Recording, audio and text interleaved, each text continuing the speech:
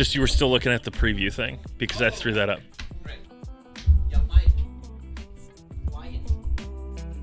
Yeah, have you thought about unmuting yourself? I am no longer muted. I went to pee, and I did not unmute myself. What up, Tuesday, man? Extreme, how you doing? Happy 4th of July, dude. God bless America. And all that. Miscast Terrain with a big fatty sub, sitting pretty at 37 months. I'm just here to let everyone know that Scott has a microphone taped to his chest. Appreciate you, Trent, highlighting how much I care about production quality. Trent, I have to see his nipples every week. Every week I tape a mic to my chest. Sometimes twice a week. Oh, twice, yeah. There was another stuff from Crazy Vazy, and then also Daniel Alexander 7. Did we miss any other ones? Yeah, there's a couple that came in, but Streamlabels is still loading. Give me a second here. All right, we'll make sure to get you shout outs if you sub before the stream in a moment. How y'all doing? Thank you for tuning in to our very unspecial 4th of July stream. The most special. We also had Dark Tide Minis. Dark Tide. Call out Crazy Vazy. I got Crazy Vazy. And Red Yeti. Not Red Yeti, no. Red Yeti. Red Yeti. And Mr. Subpar1, thank you for the Prime sub. Appreciate it, y'all. Yeah, hope you guys are having a fantastic 4th of July and also a great weekend. Happy America, everyone.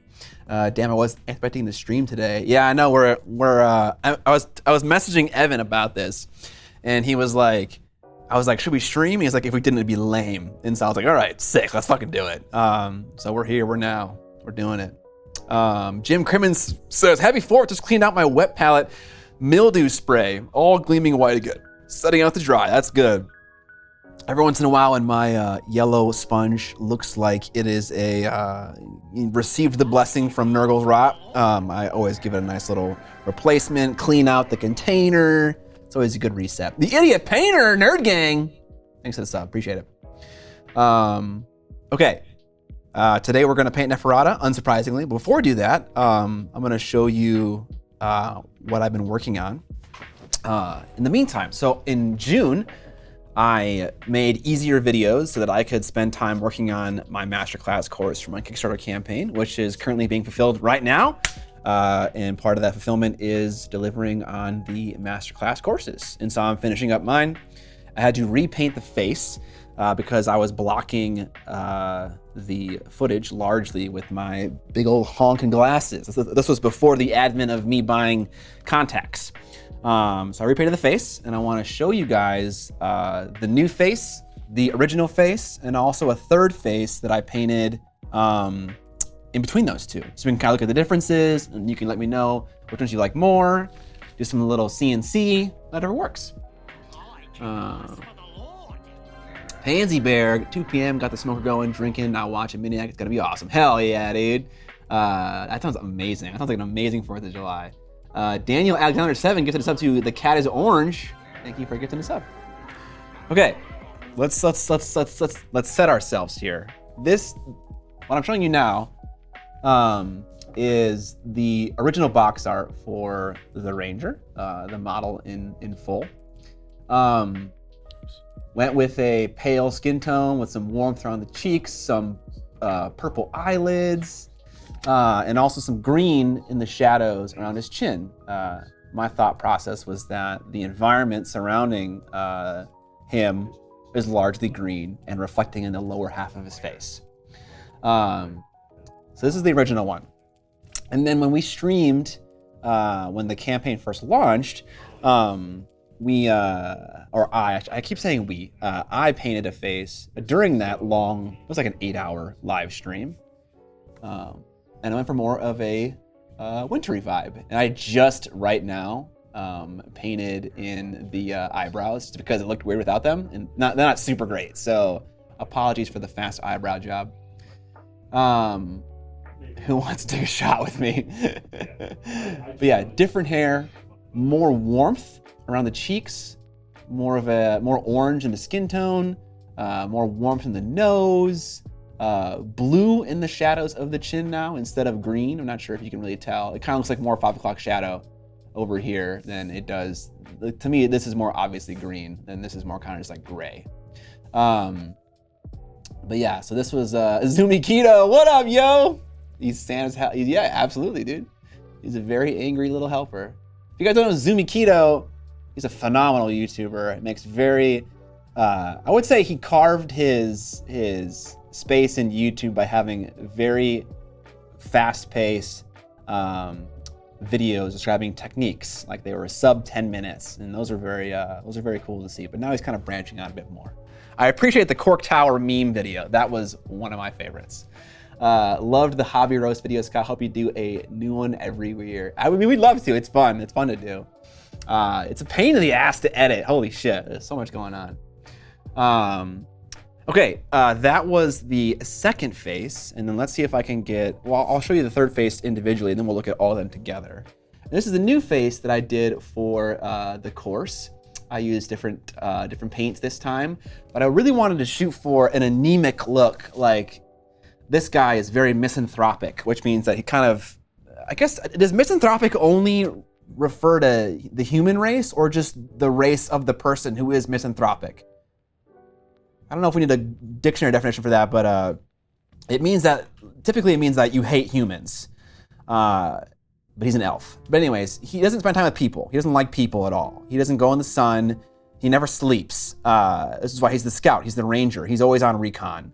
And I wanted to emulate that with the skin tone in a better way. The original one was, he was kind of just normal elf looking. This is definitely getting into dark elf territory in my opinion. And if we compare it to the OG side by side, we can see that, yeah, we got some more purple, we got some more pinks in the left one, less orangey, less tans in the original skin tone. But same kind of vibes still though.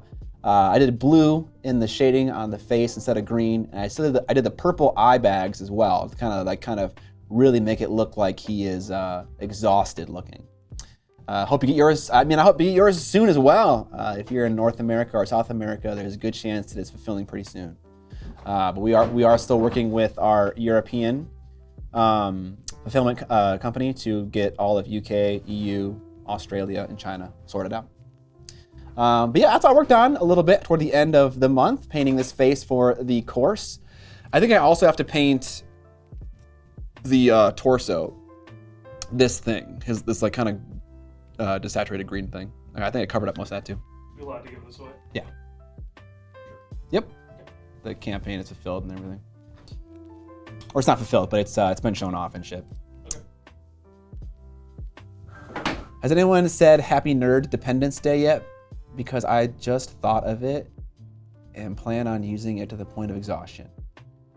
Nerd dependence. Oh, I like it. It's kind of like a portmanteau. The D in nerd and independence put together. I love it. That's what I did. Some faces, the differences therein. Which ones do you guys like the most? Do you like the wintry one? Do you like the dark elfy one? Or do you like the original one? What's your favorite? Don't need a poll. We can just let me know in the comments section, and then Evan will swap back to the painting cam so you can get a good look at all of them compared together. Ooh. I like that one the best. Nice, thank you. Appreciate it. No, not that one. That one. The Ranger's got an interesting face to paint. He's got a bumpy face, and it can be really easy to paint that face really poorly, unless you know kind of what to do. Left, blonde one, OG one, winter one, dark elf, winter one. Ice dude middle. Wood elf. All right, appreciate it, guys. The snow effect, his eyebrows look especially smarmy. Okay, I think winter one is winning right now. Okay, next up. Let me get the. I feel like this is a painting stream, but really this is just like let Scott talk at you. I mean, that is kind of true. It is. I have so many things that I'm learning, and I'm so excited about sharing them with someone, and I want to share them with someone. I got the pin from your merch store, and it's very nice quality. Lomix Peace, thank you for letting me know. And thank you for letting me know on a stream so that I can advertise myself while reading your comment. All have merits. Personally love the Dark Elf. Nice, Crazy Basie. The drunken one. Okay, so I've been reading this book called Game Tech. It's by someone named Jeff Engelstein. We mentioned him in the past. Talked about pink noise, brown noise, and white noise probably like 2 streams ago. And there's so much in this book. He has a chapter on game mechanics, psychology, math, and there's just so many interesting things that I wouldn't have thought about until he kind of summarized it for me in a way. And I wanted to share one of those things with you because I thought it was really cool. There is this idea called a local minimum. And how that relates to games is that when you make a game, oftentimes there is a meta that your local community will sink into, and they will really appreciate that meta. And like everyone that goes to that game store will then invest in that meta, generally speaking, and then they'll want to play that game that way. They think that's the most OP thing in the game and stuff like that. When in reality, a game is a very large surface that's filled with bumps and voids, and some of the bumps are deeper than other ones. So a more complex and better strategy would be represented by a deeper hole in like this big wide plane. And so a bunch of people will get caught in like one hole where it's okay, like this one strategy is amazing. And what they need to get bumped out of that little hole into a deeper strategy is a couple things. It's helpful to have exposure to other gaming groups, so tournaments are helpful. You get that cross-pollination going, and then you can like figure out, there's this other way to play the game. It's better. I'm losing now, employing my best strategy. I always remember this example when we played A Song of Ice and Fire. There was a store that thought that a Greyjoy mechanic that everyone in our store thought was trash was super good. And I forget what it's called. What's it called? We're talking about Outflank? Yeah, Outflank. Everyone at this particular... Old Outflank. They've changed it. It's good now. Yeah. Old Outflank was bad, and everyone in that local meta thought it was good. And so when they came over to our game night, and they were like, oh, Scott's playing Greyjoy, he's going to use that OP Outflank mechanic. And I was like, what are you talking about? It's trash. I never use it. And so that cross-pollination helps gamers to understand that, okay, there isn't one way to play this game. There are better ways to play this game. But another thing that's helpful is when you can iterate on a game quickly, when you can play it very fast. So when the game is long, there's a lot of investment, and players will feel less okay with experimenting and taking risks, right? They'll do whatever they think is best, and they'll try that out, and then they'll move on, right? So if your game can be iterated on, it can be played faster. If it can be played in 30 minutes versus 3 hours, then players will try out new things, they'll discover things, and that local meta will expand even more. So what I discovered with these two topics was that, one, it's good to have a game that has fast playthrough, so people don't get stuck in those ruts, those strategic ruts, and secondly, supporting a tournament scene is good from a business perspective, because I don't want everyone to play my game and to be like, oh, this one thing is OP, and I'm gonna just write off the rest of the game because I'm that's just how a buyer and a consumer works. I would hate that. And so if I support a local tournament scene, like there are ways of doing that, then you support that cross-pollination. Your strategy of your game gets deeper and more interesting. It's just really cool to actually read a actual benefit to a company supporting a local tournament scene, right? It's like that's kind of one thing that you hear, and it's kind of like, yeah, they're just doing that to support the community. But no, there are actual dividends that pay when you do that as a company. We got some subs. Dude Zoopy, Azathoth, Zwoop, and also Long Space gifted a sub to Krish Creates. Thank you guys so much for the sub. Azathoth says it's the worst $5 he spends every month. Rude. Fucking rude. Engelstein is a math wizard. He had a section on the old dice tower. Yes, exactly. This book, that section on that podcast was called Game Tech. And this book is called Game Tech. This is a summary of all of those podcast segments in one book. And it's great. He explores a deep and complex topic in a very shallow way and discusses how it's related to board games and games in general. So it's like super, it's great. Like it's like in college, we talked about a concept for a week, had assignments, had tests on it. I hated that. This is way more fun, a way more fun way to learn about something like graph theory or like transitive properties and stuff like that. Way more fun. You're a transitive graph. Thank you. Scabber, thanks for the sub. Happy 4th of July, Scott. Hope you were having a good day. Always having a good day. That's not true. I'm not always having a good day. Today is good though. I've heard many lies come from Scott, but that may be the biggest. What are the other lies? Oh, I don't know. I don't want to call you out like that on stream. Okay. Smaller / lesser known games, local metas are definitely a thing though. Definitely, yeah. And like, it's the same in like Dota, which makes less sense because that's like an online game, but like all of my friends cling to certain strategies or they Pudge OP, or they think that certain strategies are OP. That were OP like literally a decade ago or 2 decades ago. Scott, you have to pick Lena or they're gonna get Lena. Exactly. So like, it's incredible how much the idea of that local minimum, like how we're in this little shallow pool and it's hard to get out. We need something to push us out. That's where that cross-pollination helps. We're like blackface. Scott, if you were a color, which paint color would you choose to be? Red, baby. Dude, my Red. arms were like covered in Are we sitting in Ventrilo playing some Dota? Or not? What up, Goobs? We got Goobs in the chat. Everyone give him some shit. Mr. Goobs, how you doing? Let's paint Neferata. Ventrilo, TeamSpeak. Jump right. on the mumble, okay? I was just gonna say, who used Mumble? Okay, poll in the chat right now, okay? Did you use TeamSpeak, Ventrilo, Mumble, or some other weird shit, okay, that I did not know? Ventrilo, man, blast from the past. Yeah, dude, okay, I was watching a recent Dota game, and a team paused the game because they were like, 1 sec, TeamSpeak issue. And I was like, what year is it? These guys are using TeamSpeak still? Skype was one. Yes, of course, Skype. Raiding in Wrath with Ventrilo, man.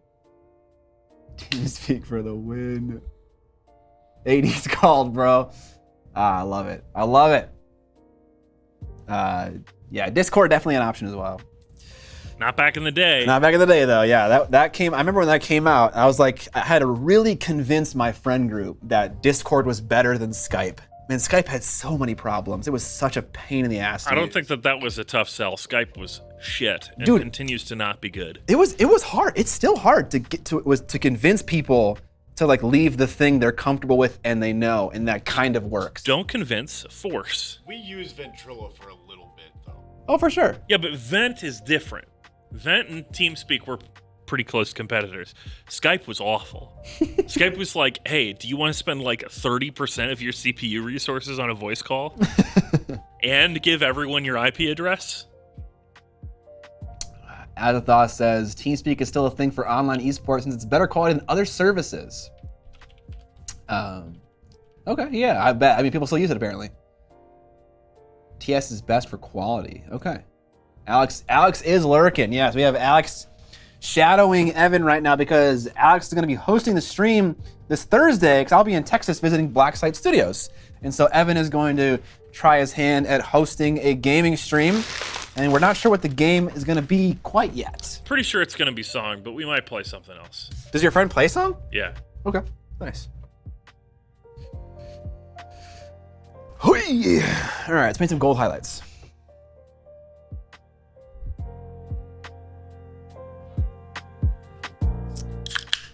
Chat, it's July 4th. Crack open a cold one. Oh, baby. Cold one for the boys. If you're down here at Blacksite, swing down to Austin and play some AOS with us. I'm there for business and pleasure. Disgusting. Disgusting. I know, it's always so weird to say the word pleasure. Ugh, I'm gonna please myself. I'm doing this for my own pleasure. Yeah, I'm gonna be there first half of the trip in Waco, visiting them. Probably gonna be like a 2 to 3 day thing. And then me and my wife, Amber, are gonna go to Austin and hang out and just chill. So what game? Some AOS. It plays tomatoes, apparently. What game stores am I going to in Austin, Texas, y'all? I always visit a game store whenever I go to a foreign city. A city I've never been to.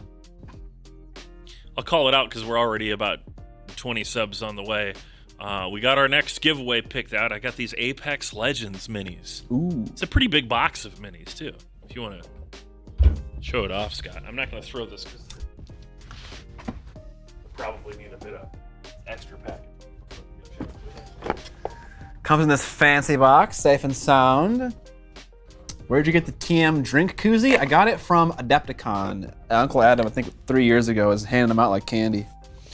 Comes in this little box with some foam.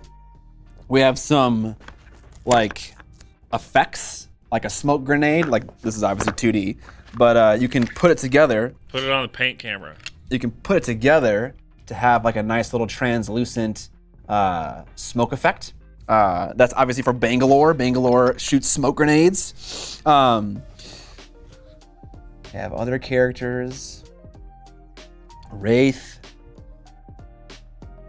What else we got? Oh, we have the big shield that fuck, what's this guy's name? Oh, help me out. Bastion? No, it's not. That's Overwatch. Same thing. It's the tanky guy with the shields. He has a Hawaiian name. Fuck, what's his name? Gibraltar, thank you. It's not Hawaiian at all. There are some of these drop pod-esque things that like drop like the caber and other things like that. We have some of the supply crates that you can find as well. And then also Reconnaissance Raven Man, whose name also escapes me. Oh, that is his name. Is Reconnaissance Raven Man. Reconnaissance Raven Man! It's a pretty sick name. Yes, this is the giveaway for 50 subs. That is actually. Bloodhound, thank you. Okay, let's highlight some gold. Hoping to make Adepticon next year. Been a while since I've been. Yeah, I mean, I'm not gonna promise that Uncle Adam's gonna be there handing out koozies, but it's a great time. For sure. It was pretty cool. Azrael1 says, we play AOS on Thursdays and Sundays at Wonko's Toys and Games. Wonko! Hit up the Weird Knobs on Twitter and we'll come to you. Sounds like Wonko Bonk, honestly. It honestly does, yeah. Okay, I'll look into that game store. Generally, I just kind of like look at Google reviews and try to look at the pictures, and I try to find like the biggest and baddest one and go to that. Maybe I'll go to a couple.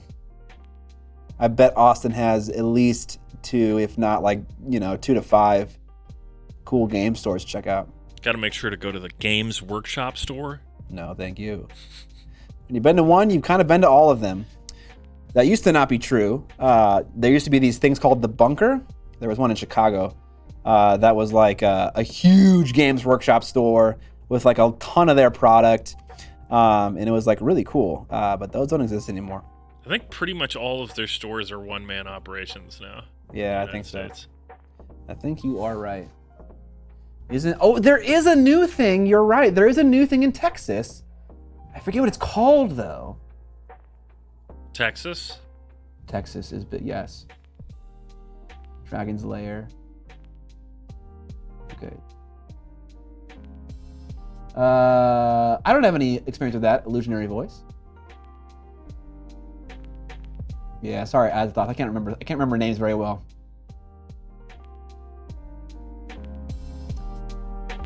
Dang, what is the name of that? They like sell drinks as well, right? Maybe I'll go to that thing if it's like in Austin. I'm not gonna like drive to like Dallas or some shit. Texas isn't that big. Oh man, it freaking is though.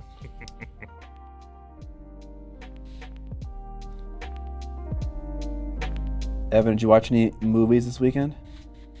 I did rewatch the first Spider-Verse movie. Oh yeah. Because I watched the second Spider-Verse movie after the stream on Tuesday last week. It was really good.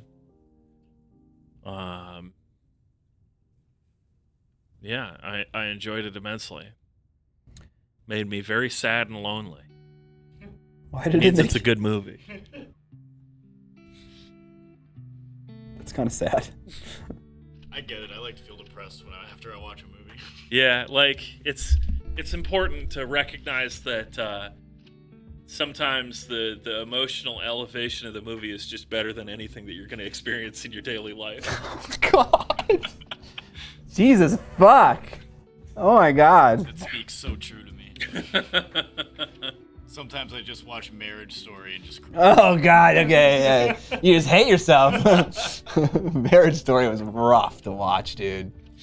Is everyone excited for the Barbie movie? Yes, bro. Yeah. That movie looks fucking crazy. Are we going to it on release day? Yeah, sure. Amber has been like sending me every single teaser trailer that has come out, and she's like, "This looks crazy." So I'm hyped for that, and I'm also kind of hyped for Oppenheimer, which comes out on the same day, and I really do want to do the double feature. The double feature, nothing like nuclear like warfare, and also, I don't know. I love saying that one is a deep dive, introspective look on a character that is incredibly important to 20th century America, and the other one is a film about Oppenheimer. Get fucked. I heard Oppenheimer was supposed to perform really well in the United States, but it's supposed to bomb in Japan. Shit. Dad jokes. I mean, dad jokes if you're soulless. Spider-Verse is a masterpiece. The entire trilogy is going to be timeless. It seems impossible that they could screw the pooch for the third one, because the second one delivers. I was kind of worried that it's like, oh, the first one was good, so let's make a sequel. Is it coming out in like less than a year? I think so, yeah. Like a Matrix kind of deal? Yeah, I mean, like, the first one came out like 5 years ago, which kind of Wait, what? sent me reeling. Yeah, the first Into the Spider-Verse was a 2018 movie. Oh, no. Animation takes a long time to make. That's true, but beyond that, I just was like, holy shit, that was 5 years ago. That's why I'm Monka-essing right now. Yeah. It's been a long-ass time, dude. Yeah. Well, anyway, the second one delivers. Ends on a big cliffhanger, though. Like a I heard full-blown to be continued. Like, okay. Oh, sure. like very low resolution of any kind? Yeah. All right. Classic VoIP. Most people used Ventrilo, 53%, followed by TeamSpeak at 29%. Skype and Mumble both at 6%, and other at 6%. Okay. Crazy Vazy's gifting 5 subs. Woo! Crazy Vazy! Appreciate the gifted subs, bro. Or sis. I kind of always just assume that everyone in my chat is just a sweaty dude, you know? Just like me. What? I'm a sweaty dude. I run cold. You're a sweaty dude, Alex. I just try and prevent myself from sweating. Good luck. I do And the then- same thing. And then I don't need to worry about sweating when I'm working on my car in a thunderstorm on the morning of July 4th. Yes, it was. Oh yeah, that was poor timing on your part. This morning sucked, I'm not going to lie. It was crazy this morning. Fuck. Yeah, I'm glad I didn't have to drive in that. Mr. Snaky Bakey playing that Rockin' Stone sound effect. #1 DRG fan stream right here. Shit, maybe we should play that on Thursday. Except neither of us knows how to play it. Oh, the board game? Yeah.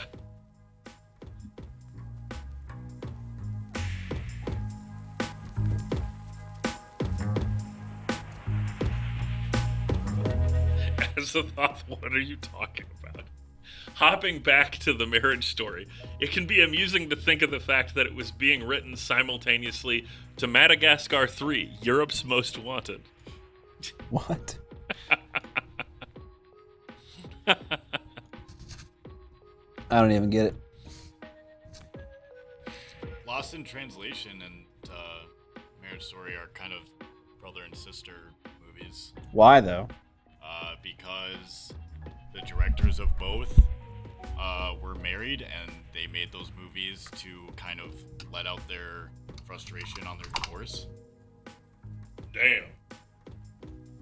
Lost in Translation is less depressing to watch more weird to watch. But I can see how that would happen. My brain always recategorizes it as a Wes Anderson movie, even though it's very much not. Isn't it Greta Gerwig who's doing the Barbie movie? Yes. Yeah. Okay. Oh, interesting. Yes. So full circle now. All right, great. We've tied it all together. I did. But yeah, my brain just, oh yeah, it's a Wes Anderson movie. That's like what my brain defaults to. I do that with Broken Flowers. I don't know why. Probably just because Bill Murray is on the cover. Yeah. Yeah, it must be a Bill Murray thing. I don't know. He's a quirky guy. The kitten says, I'm a middle-aged woman. I know about being sweaty. Al Shalafe asks, did we or I see Coherence? Yes, Coherence is a really good, I would say a lower budget film, but like it works with what it has in a very good way. It's also a great mechanic that Scott loves. What is that? Coherence. Unit Oh, coherence. Jesus. Yeah, don't remind me of unit coherency. Wes Anderson made me think of movies with weird color grading, which brings me around to the movie I want to talk about. Have I seen Enemy? Yes, we're all big fans of Denis Villeneuve here in the office. I've seen Enemy. Enemy was a mindfuck. Yeah, that one's very like desaturated and yellow, right? It's very yellow-green, kind of. Yeah. It looks like how New York looked the other week. Right, yeah. How did I say his name? Honestly, I do not know how to say his name. I say Villeneuve. It's Denis Villeneuve. Yeah. Okay. You could say it like that, yeah. We don't know how to say it. The Matrix being very desaturated and very green, kind of like interesting. Alex is the closest. Alex is also the smartest. So. Yeah. Also, why are we relying on Azathoth to tell us who's pronouncing it right? That's true. Who says you're right, Azathoth? Hey? Yeah, it's Denis Villanova, like the university. All right. We reapplied Necro Gold on top of metal that we washed with a glossy black wash. And now we're going to do Peridot Alchemy on top of that with a little just crispy extra gold highlight, and then we'll move on from there. If we don't finish this stream, I'm going to kill myself. I will finish it at a different time. It's going to be okay, Evan. Don't kill yourself. Death by Villa Snoo. Hey, new Futurama coming back. Again. Again. Again. Again. And again. Yeah. The show that will never die. Apparently. The name is Villeneuve. It'll die when they finally make some bad content for it, which as of yet has not happened. That does not happen. But I feel like that's the thing that'll stop it from coming back, is if they actually have a real dud of a season.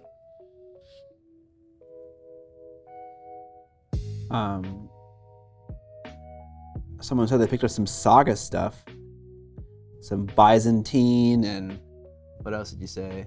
Byzantine? Byzantine, Emperor, Cavalry. I'm not even gonna try to say that word. Infantry, archers, the whole works. Nice. Yeah, I was peeping that stuff. Still want to try out Saga. Me too. It's like a good game. Should have Mark teach us. Mark Ruff. Yeah. Mark. Yeah. Mark Blair. No, we absolutely should have Mark teach us. That'd be awesome.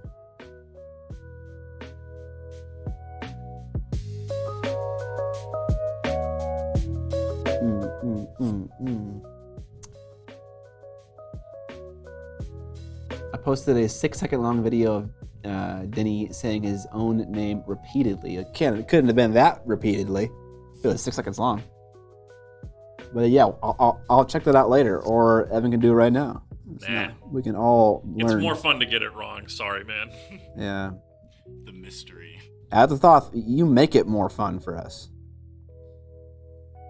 It's always good to mispronounce things on purpose. Yeah, where's the Spain of plastic? It's impressive how many times he says it in 6 seconds. Exactly, Huddleston. Thank you.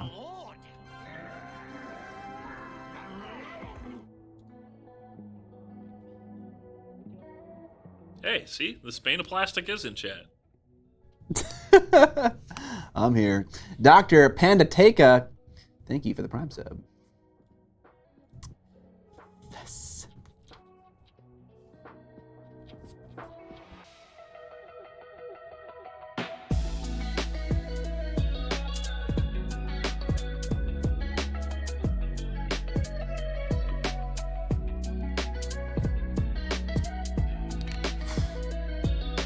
Speaking of Denny, I can't help myself from watching Dune, man. It's just for the game stream. We switch around a lot more. Hip fade. Having so much fun watching the 2021 Dune movie. I've watched it, I think, 3 times in recent past. It's too good, man. It's too good. Can't wait for the new one. Haven't watched any of the trailers yet for the new one. They're labeled. Yeah. I mean, if you want to do this for a while, it's just he's going to be highlighting gold for the next 7 years. So 7 years. my absolute favorite part about that meme is I said that before we ever knew each other. 7 years was always my default funny time frame. Oh, whenever a thing was going to take a long time? Yeah. Lo and behold, I take 6 years to paint a fucking army. Yeah. You know, I always deliver. Throw up part 2 trailer. It's great. I'm actually intentionally not watching the new trailers just because I want to save the surprise. He wants to save all of the desert power. Desert power. Yeah, that's the only reason that movie is a 4.5 stars on my Letterboxd is because of the fucking phrase desert power. It's a weird hang-up. It's the dumbest sounding thing in the world. It's so cringe. Especially when he says it at the end. The end is the absolute worst, man. The best. He gazes off into what I assume is Dr. Liet Kynes riding a fucking sandworm. And he looks off into the sunset. And he's like, desert power. That's all he says. And I died. I cringed so hard my neck snapped. I pumped my fists and yelled. Yeah, I went, woo! Anyways. So you want Dune to just be called Desert Power? Oh my god. Yeah. Yeah, Dune 2 Desert Power. You know, that might be the third one. Let's not jinx it. And then the leader of the Fremen is actually Rocky Balboa.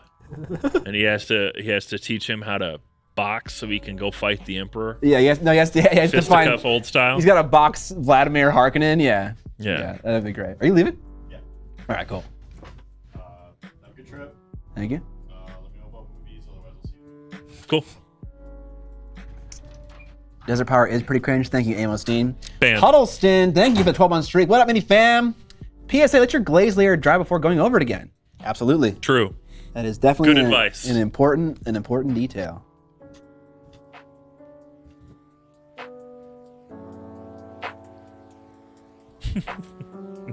Remember that scene where Paul is just punching frozen sides of beef in the walk-in? Yeah. That's where I'm at.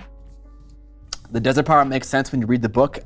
Maybe it does, and that's fine. It makes sense in the context of the movie too, because the idea is, oh yes, we're gonna go to this place that is so inhospitable to life that the only people that could survive there are gonna be the most wildly OP, super savage, ridiculous badasses.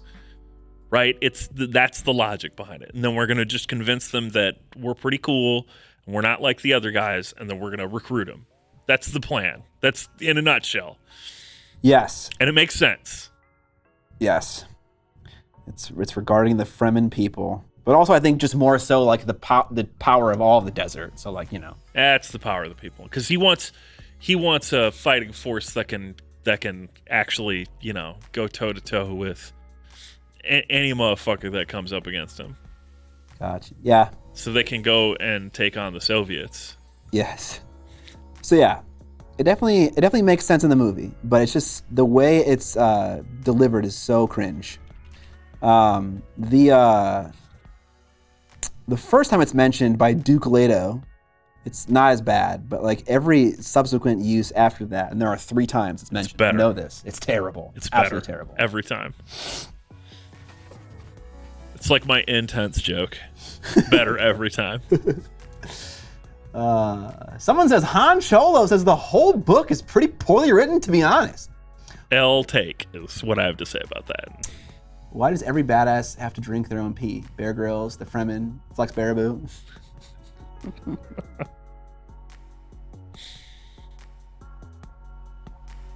You just don't want to lose in your badassery. That's what it boils down to. Right. Yes. Yes. Once you're that cool, like, you're way cooler than any sports drink or water. I got to keep it inside me. Dang, I hope one day that I can be cooler than Gatorade. You know, I don't know what it takes to be that cool, but I want to be that cool. Badassery is stored in the balls. Gets the people going. It's what badasses crave. I crave my own piss. Jesus. That's pretty hilarious. Idiocracy is a great film that I need to rewatch. I watched it recently.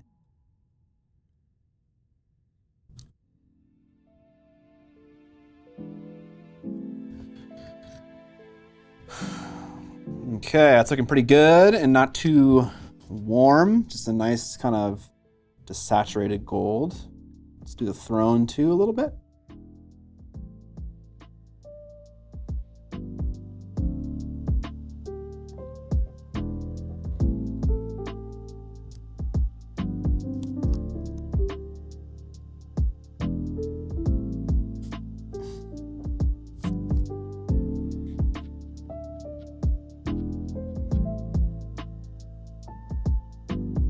And watching the Dota 2 Bali Major right now.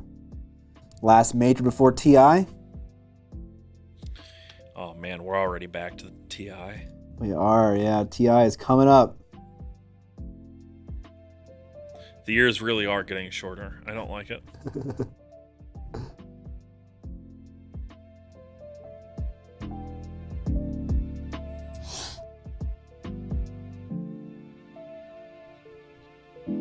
What gold am I using today? I'm using Necro Gold. As always. As always. From Scale 75. And also from the same company, I'm using Peridot Alchemy. They all kind of come in. Another one that I like is called Citrine Alchemy. And you can also find it in the same gold TMM set from Scale 75.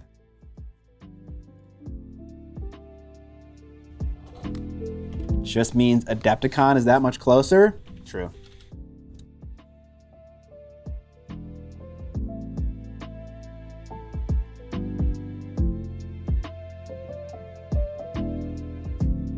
My friend actually got hotel rooms for TI because apparently you can just cancel whenever you want. And so there is some chance, I don't know how large, that I'm going to go to TI to see what it's like. I've never been to a gaming event ever. I've never been to like a DreamHack or a PAX or something like that, or E3 or a tournament like TI. I really want to go to LTX. I'm feeling That'd be cool, man. I'm feeling missing out on this year's LTX. When is it? It's like in 3 weeks or something. Oh shit. I believe it's also completely sold out and all that stuff. But the list of all the stuff that they're doing, including the gigantic LAN, whale LAN, yeah, we got to go next year, Scott. What are they doing? There's just like Sell me, bro. Normally I look at these events and I'm like, oh, there's like 6 things to do. They have like a bazillion things. They were talking about it on WAN Show a couple weeks ago. I think their target is that they want to have one activity to do for every 5 people. So there are like no lines for anything. Oh my god. Because there's just a ton of stuff to do and panels to see and all that stuff. Which is nuts. That sounds cool. And then Whale LAN is just a gigantic, humongo LAN party. And they ran a couple of test ones at the lab when they first bought the building. And part of it was the like VIP, the top tier VIP ticket includes a computer. where it's like, you don't bring the computer to the LAN. We will give you a computer and you take it with you. That's kind of cool. Which is like a great idea. Now, of course, we are talking about buying a gaming computer plus a VIP badge kind of thing. So I think that was like $4,000 or something. But it's like, buy a gaming PC, get other stuff as well. Yeah. Which is, yeah. And it's called Whale LAN. That's the idea. Right, yeah. You're the whale. Got it. People still do LAN parties? Dude, I hope they fucking do. I love LAN parties. There's still some events around here. I can't remember the name of it. A buddy of mine, before he went way off the deep end, used to go every year. Where they have like a basketball court at convention center or whatever that they fill up with computers. But yeah, I'd love to go to LTX. Be sick. That's a fun question. What's your bucket list like live event? Or like what's a list of them? Chat, let me know. What do you really want to go to? Cuties only in chat, as always. Malev, as always. Actually, it's not a true LAN if you play online. Got a Baldur's Gate 3 LAN party. At the Thoth mentioned going to checking out the Overwatch events when they still happened. My Chemical Romance. I think I definitely want to go to PAX Unplugged. I definitely want to go to Gen Con. I'm going to go to PAX East. LTX. You mean PAX West? PAX West. Whatever the first one was. Yeah, that's PAX West. PAX West. LTX and TI. Go to TI. I want to go to all of them. Those are the ones that I really want to go to. Gen Con. I wish I could go to Adepticon and meet you and John and give you guys some stuff for my company, Primal Collectibles. I am like, as a content creator, willing to take anything, no strings attached. I will show it off in a live stream if I'm allowed to. That's kind of like the deal that I make with people who want to send me things, but don't necessarily want to pay for a sponsorship. So if you want to send me something in the mail, we'll look at it in the beginning of a stream, and I will give my off-the-cuff thoughts on it. So no scripts, no planning. This sucks. This is the worst thing I've ever seen. And that has happened, you know? Someone gave me a brush that instantly curled, and we saw it, and I was like, this is shit, you know? It happens, so that's kind of the risk you take. Adepticon, Detroit Auto Show, Texas Whiskey Festival, and SEMA. I don't know what SEMA is. SEMA is another big car show. It's like the big custom car show. You'll be so proud of me, Evan. And I have a question for you. My wife's tail light on her van is fucked. I need to replace the whole assembly. So I looked up a video on how to do it, and it's so easy. Yes. And I found like some part website that was selling the part for like $80, $70. Would you buy a part like that at a junkyard? Yeah. What junkyard would you go to? I normally buy from junkyards online. I don't like doing pick and pull myself because it's too big a pain in the ass most of the time. Okay, so there is a pick and pull junk car store place here in Minnesota?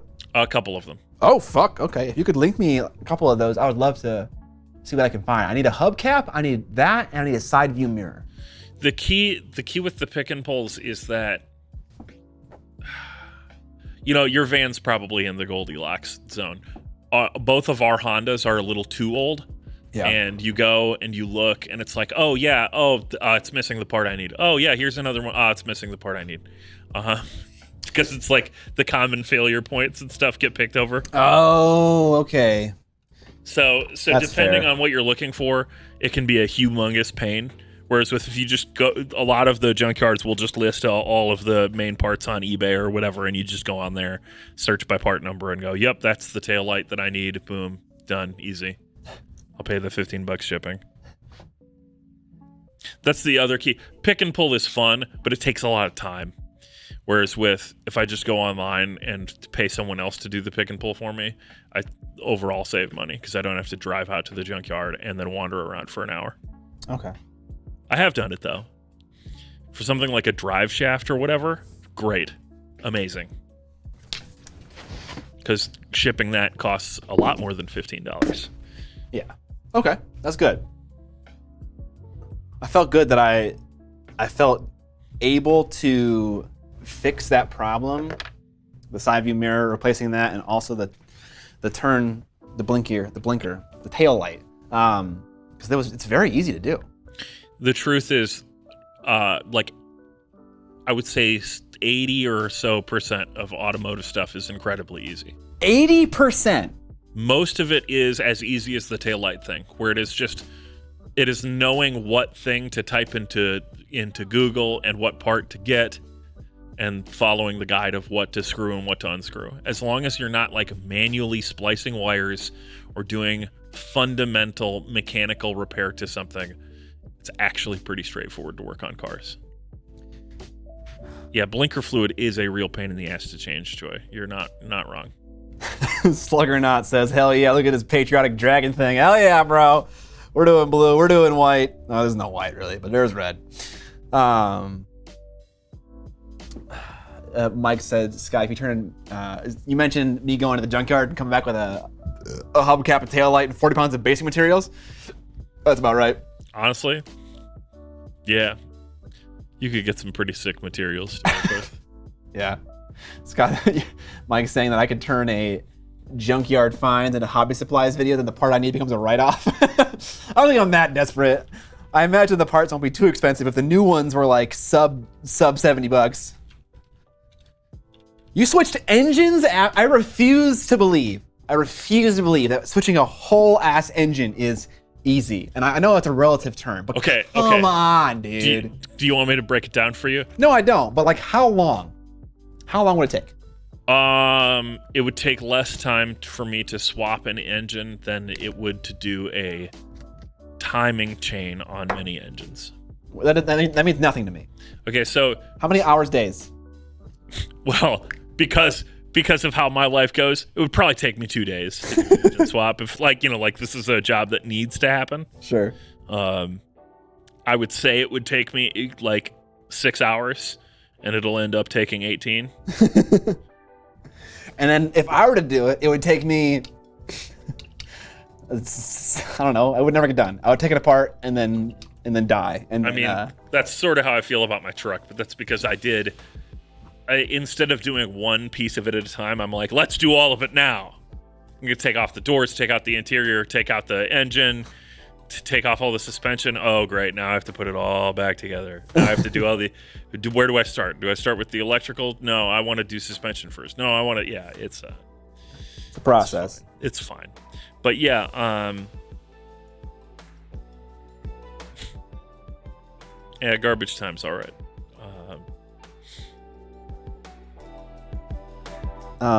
Adathoth asked, why am I mixing together two black paints? I'm mixing together black paint and black ink so that I can do some recessed shading. I'm only doing this because I got some gold on the red, and this is a great excuse to get some extra detail or extra clarity on the model while also cleaning up some of that gold. So if I can explain it again if you guys want, but yeah, ink and paint together make for a great edge highlight and also recessed shade paint.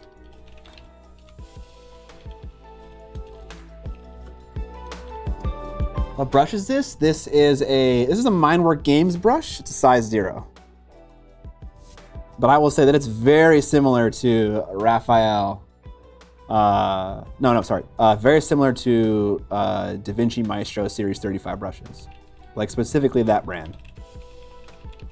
I like went back and forth using this brush and that one, and I had a really hard time telling the difference. I highly recommend garbage. Okay, the one channel that I love about car repair is oh man, now I can't remember it. Chris Fix It. Chris Fix It? Is that one? Yeah, Chris Fix. Chris Fix. Yeah. Like I learned how to buy a used car from Chris Fix. Sure. He has a great checklist for you to bring along when buying a car to look for certain things, ask certain questions of the buyer, negotiate certain things. And that was very helpful for someone who had like no idea what they were doing. I bought the right Bluetooth Are they called O2 sensors? O2 sensors?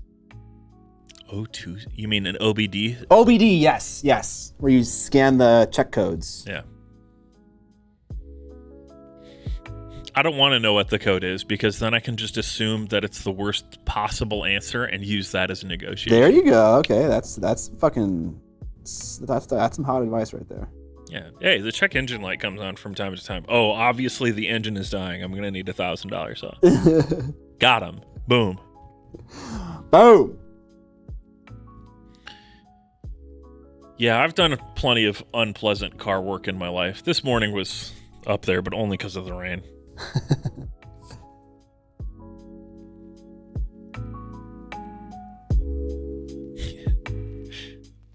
Pretty much Cam-wise.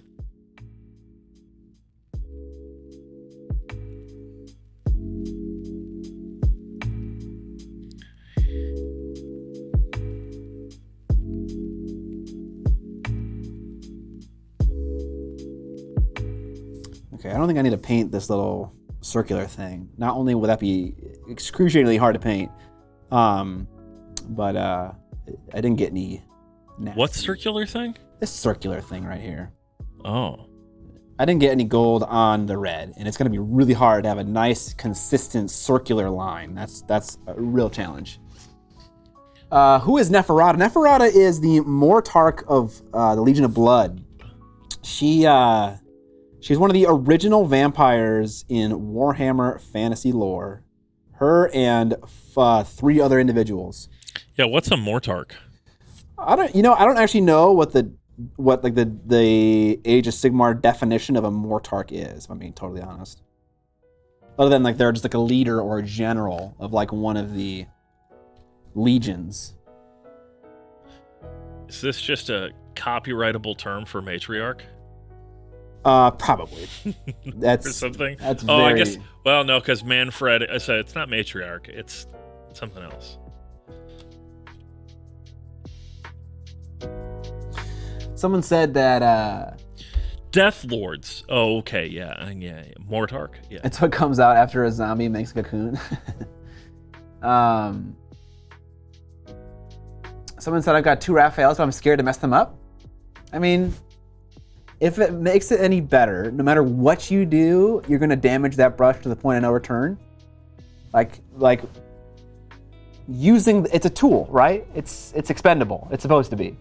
You don't use the same power drill your entire carpentry career because it's disposable. Over time, the battery life will drain, the clutch will wear out, and that's part of tool ownership is maintaining it, which definitely is something you can do with brushes, but also they just wear out sometimes. I have to fix my air compressor. For your airbrush? No, for my garage. Ah. That was part of the difficulty today.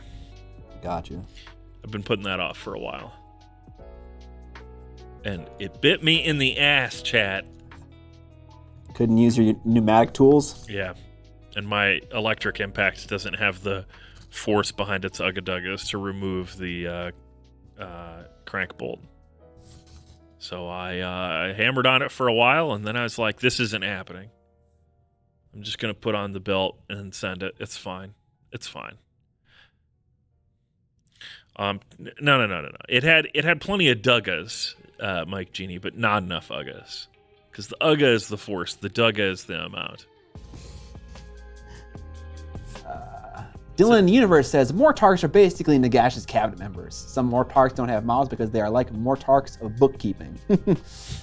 Mycelium Veins got it right. You can extend the lifespan, but it all has a lifespan. Adthought says, I'm terrified of brush up right now because I used it and suddenly one of my favorite brushes turned all hard and crunchy. Yeah, I think that's just the soap. The soap in its room temp version is hard, and so when you put the soap into your bristles, it will dry hard. But if you added some water, I bet it would soften up real quick. I hope so. And in fact, you want to do that. You want to keep a little brush soap in your bristles.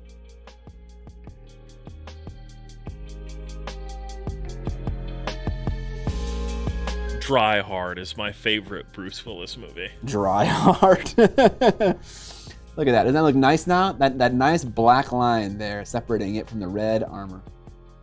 I can't tell the difference. Oh, for shame. What can you do?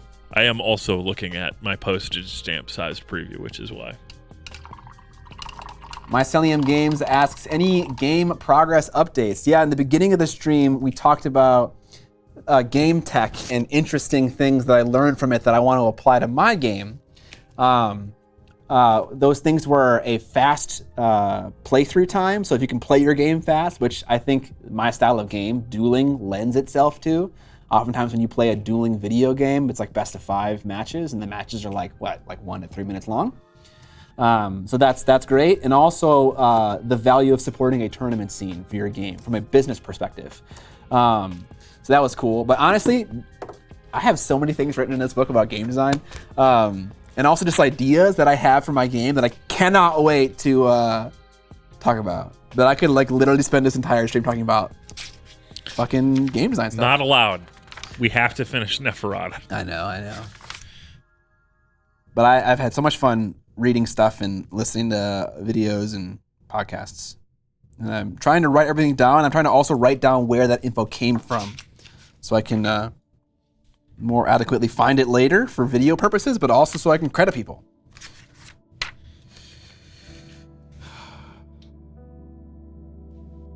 Oh, man. Close the book, Scott. I'm bringing this book on the plane with me. I'm gonna finish it on the plane, and then I'll start reading the Theory of Fun.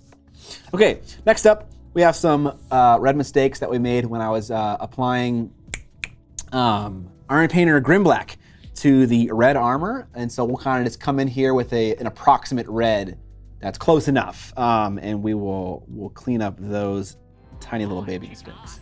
Seth's 99. Thank you for the prime sub.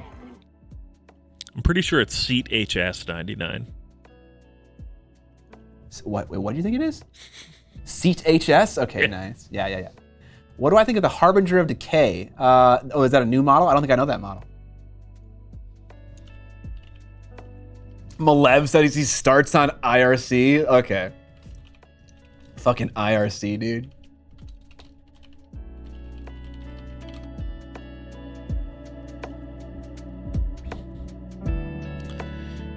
IRC is where it's at. You know, I don't think this exists anymore, but for a while, there was a Twitch plugin that let you make your chat into an IRC channel.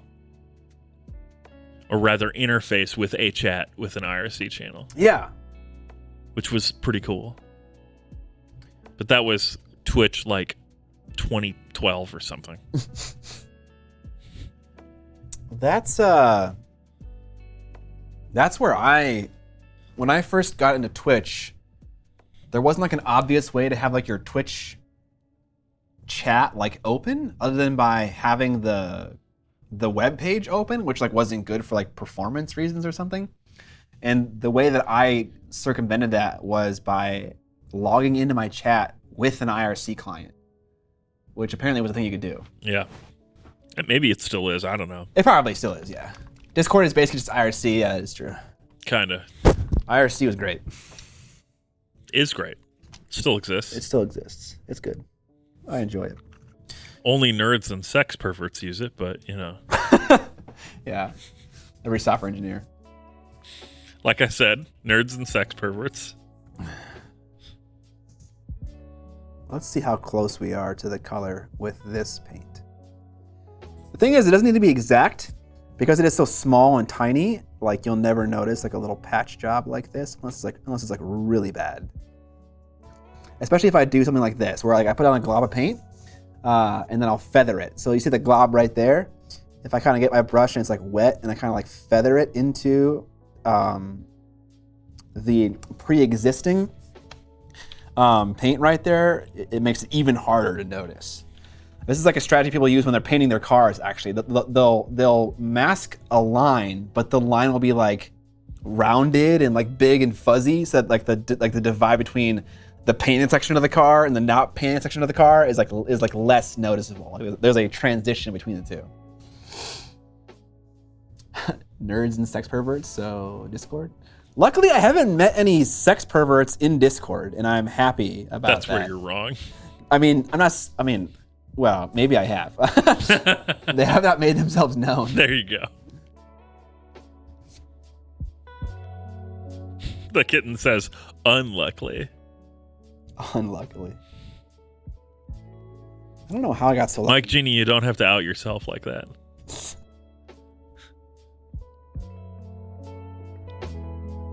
Well, yeah, I mean, met my fair share of nerds for sure. You definitely have. Why are you all saying this? Why are you all so sure of this? Because, like, everyone in the Miniac Discord is a weirdo sex pervert. Oh, no. And if you want to join the Miniac Discord to hang out with all of us weirdo sex perverts, get subscribed. Yeah, now is a good time to describe, to shout out our sub that gets you access to the Discord. If you're a subscriber or a Patreon member, you get access to the Discord. It's pretty sweet. Apparently it's not. Apparently it's too sweet. Like candy. Am I right? Viscount Flipmo says, happy to hear you haven't met any sex perverts. By the way, can I see your feet?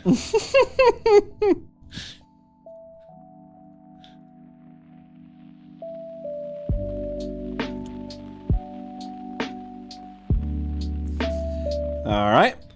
And those were just very minor offenders. So let's look back at that patch job we did. I don't know. Can't really see where it starts and ends, so call that a successful patch job. Now the big areas though are on this crown thingy, which is very difficult to paint on camera. Let me see if I can. Why is it missing a leg? Oh, it fell off. It fell off. Why does it keep getting dark? It gets dark when I use the autofocus feature. Sure, that makes sense. I don't know why it does that. There must be some reason. There must be.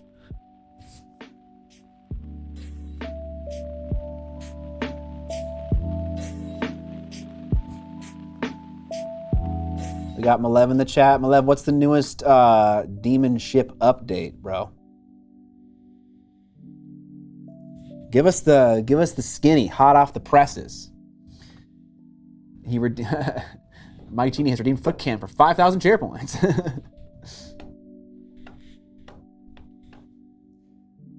Goobs, you can't be saying Ghost Boat too, okay? I gotta have someone on my side.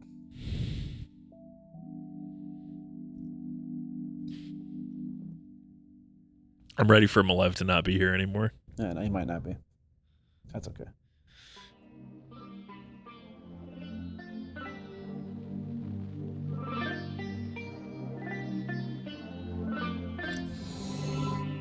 Goobs, when are you going to come out here and hang out in Scott's closet again? Goobs made his pilgrimage. Everyone gets one a year, or once in a lifetime. Apparently, my headquarters are like Mecca or something. Sure. He was here yesterday. What? Says, I was literally at MSP yesterday. Only an hour layover, though. Sex pervert Mecca? Come on. Let's not make this a thing, please.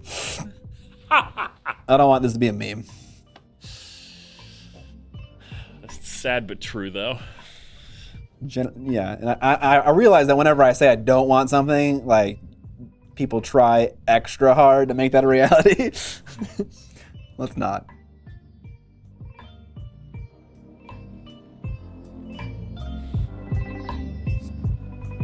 The S in MSP stands for sex pervert.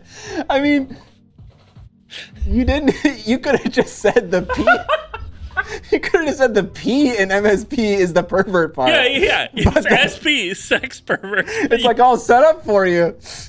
That was amazing. I mean, maybe if that was part of the joke, that is MSP, Miniac sex pervert. Miniac sex pervert. Yeah, like that was peak comedy right there.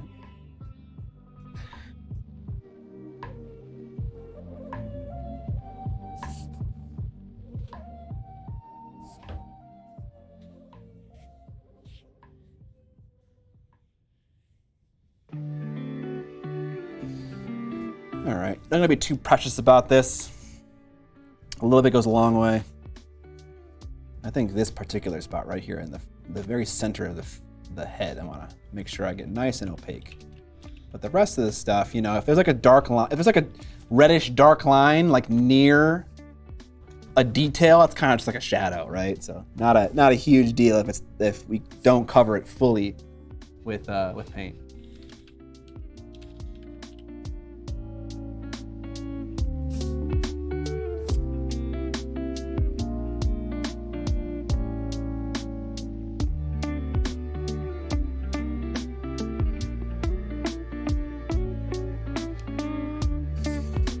Holy shit, that was 15 years ago. What?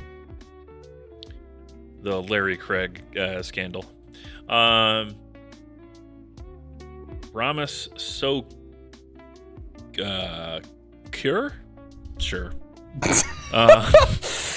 Sure. New to the stream and new to mini painting. Found your channel and others like Ninja and really like your work and videos. But it looks like I also have to work on my sexual perversions to be better at the hobby. My man. My man! The 4th of July Sexual Spectacular. Oh yeah, this is what George Washington died for. George Washington is American Jesus. He died for your sins. All right. We didn't finish the back claws. We finished the front claws with the kind of like that blue look, but now we got to finish the back ones. The back claws? Yeah, so like we painted. Well, maybe I didn't even finish this. I just don't understand what Batman has to do with this. I said bat claws. I said back claws. Fuck you, Evan. Got him. I hate where the chat is going right now. I hate it all. You'll be fine. You need to know American history better. I mean, maybe I do. How long have you been doing streams on Twitch? Better off Ted. I have been doing. I started streaming on Twitch. I don't know. Like 5 months ago. 5 months ago. Like 5 years ago, and then there was like a year long, maybe a year and a half long break. But since we've returned to Twitch with the new studio, it's been almost a year, if not exactly a year. I have been your producer for about a year. Yes. Like, it was a year sometime between last stream and this stream. Okay. So, yes. About a year. And we have missed very few streams in that time. Yes. Which is good. Pretty good. I need bearing blue. Nice. I don't know what bearing blue is.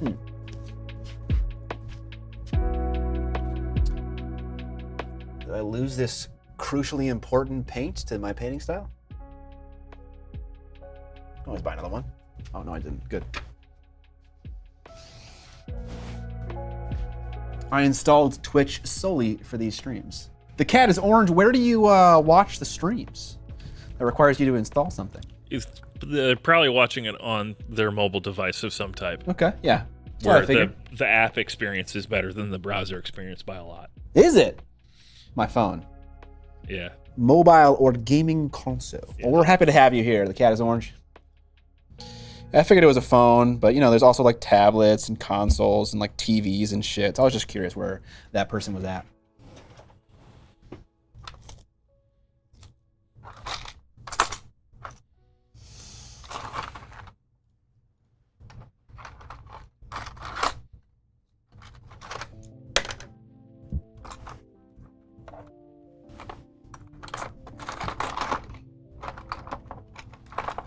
What is this lightning bolt? What? I'm not going to spend money to post a hype chat. Fuck off, Twitch.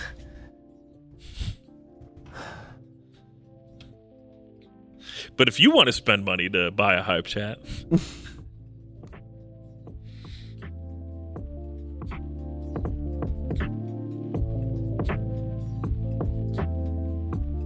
have to like re-puncture the hole in this paint bottle every single time I want to use so many scale 75 paints. It's like fucking wild.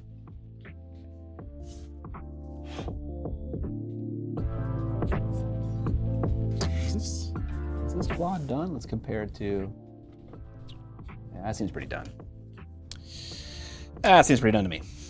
All right, let's paint the back claws a little bit, and then move on with life.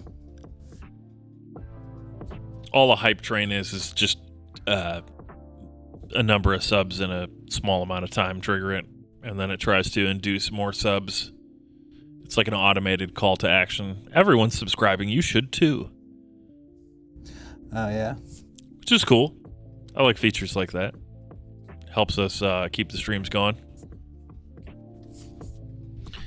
Helps Scott justify paying me.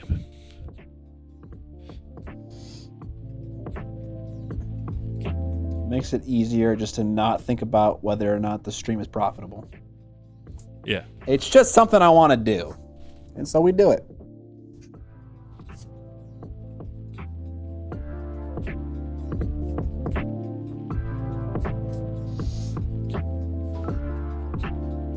Not saying it isn't profitable. I'm sure it's profitable a little bit.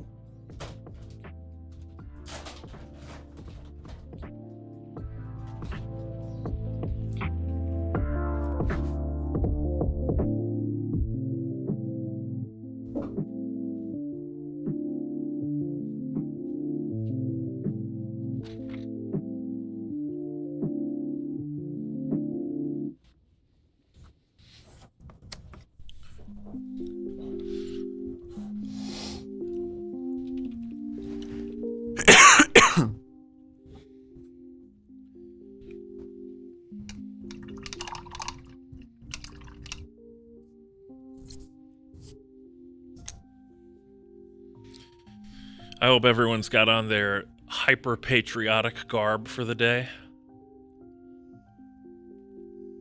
It's very important to dress up for 4th of July. I want eagles. I want ARs. All over the place.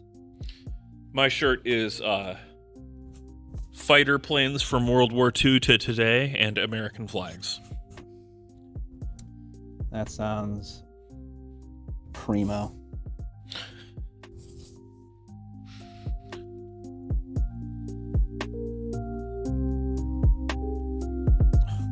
Ghost Boy's getting his hand in the way.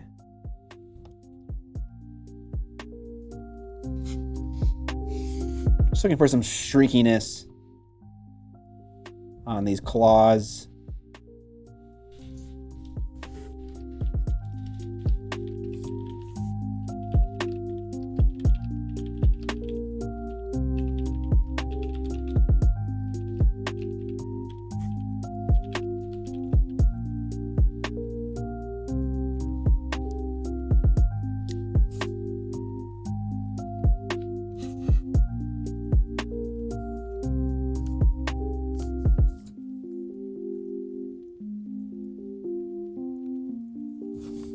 There's a chance that I didn't use Abyssal Blue on these claws and I instead used Deep Blue.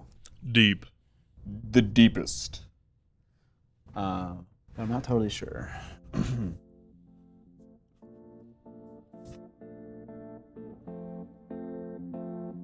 Have I ever tried doing extended art on MTG cards by painting on them? No, I haven't.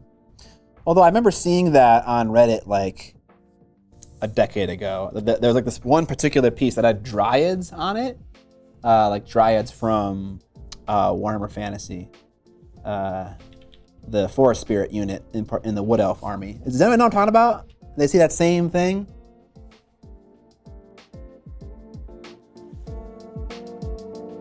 I can't paint this claw very well because Ghost Boy's hand is in the way. Pink skulls are pretty, thank you.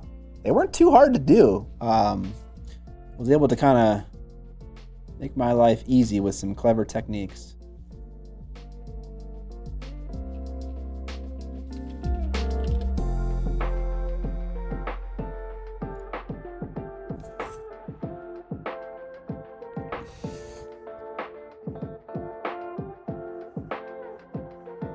All right, see ya, Choi. Thanks for hanging out. Got some food in the smoker. Hell yeah. Got a couple people that are smoking something today. I assume some delicious meats. Oh, that was way too thick of an edge highlight.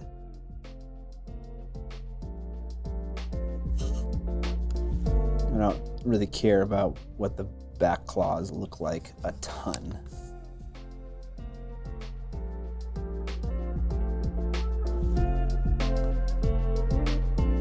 Oops.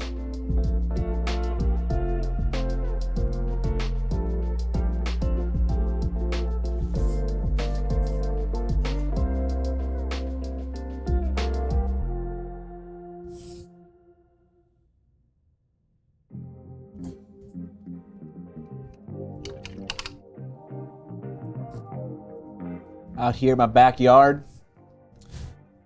Out here in my garage.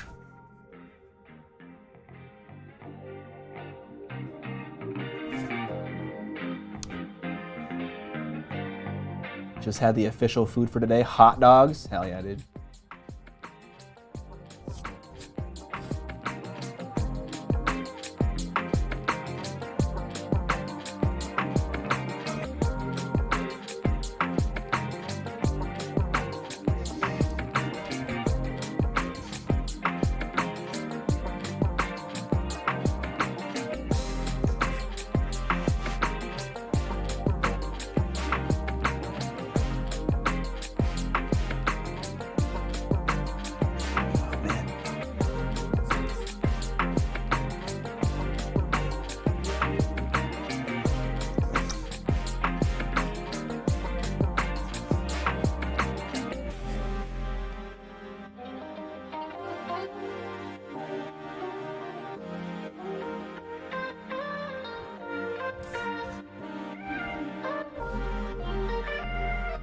I have an altered extended art legends chromium and unlimited demonic tutor that I picked up. They look nice. I'm not sure. I'm assuming those are Magic the Gathering cards. I know demonic tutor is, so.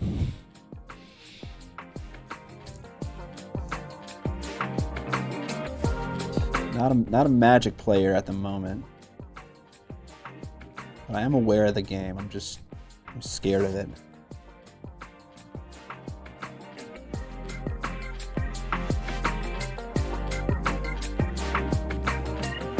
New Warcry starter set? Yeah, What? I saw it. What?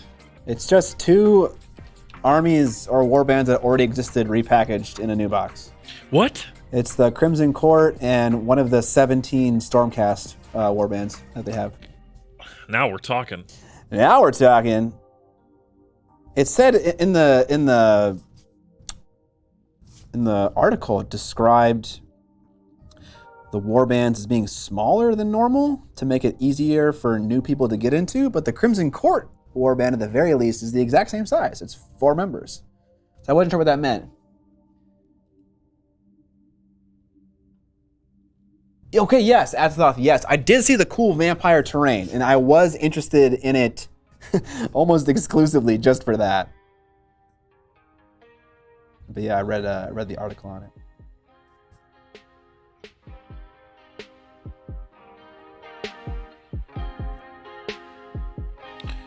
Oh. Oh. Underworld's warbands. I see.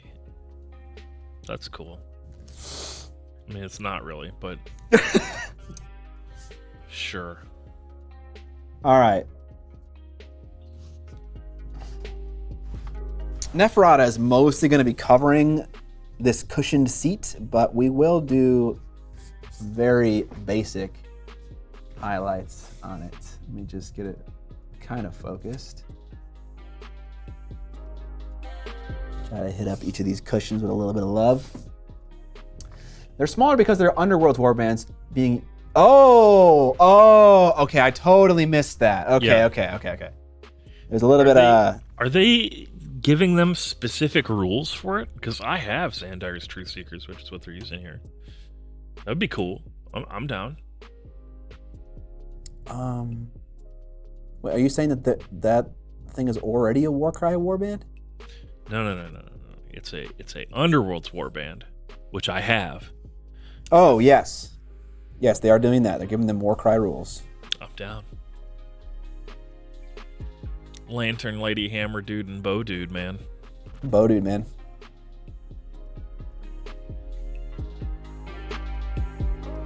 Oh, okay. Sure. Cool.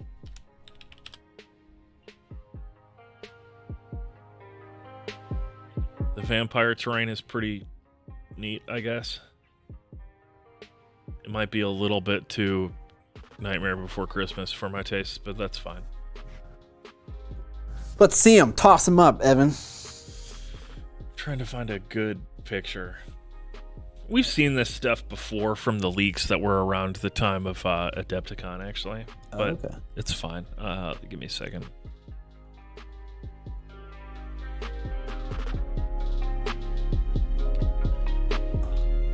God, now I've got Proud to Be an American stuck in my head. And I proudly stand up next to you. This is a mistake. Or at least I know I'm free. Come on, you can feel it in your fucking balls, can't you? I can feel it. Yeah, 100%. Ooh, yeah.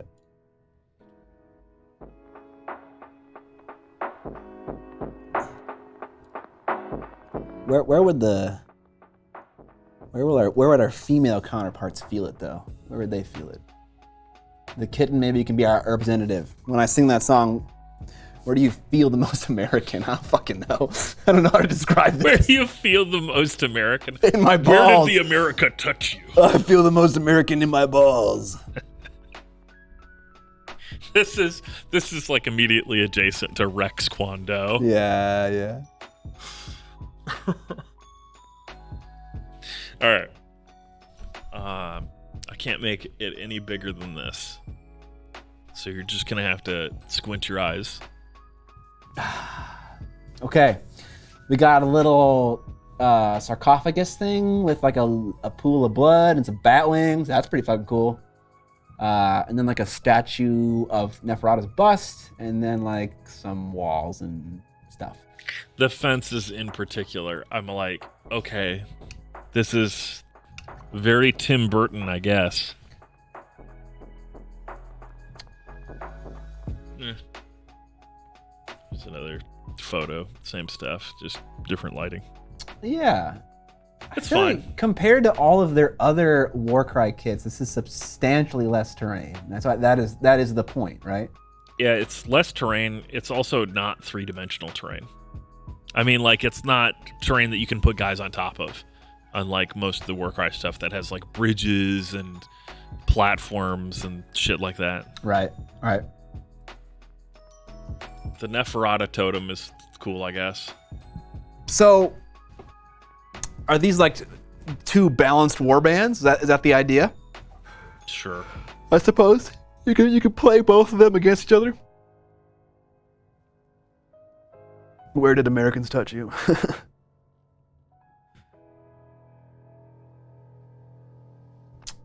Yeah, that's kind of what I'm thinking. I thought that like they're not a ton of points.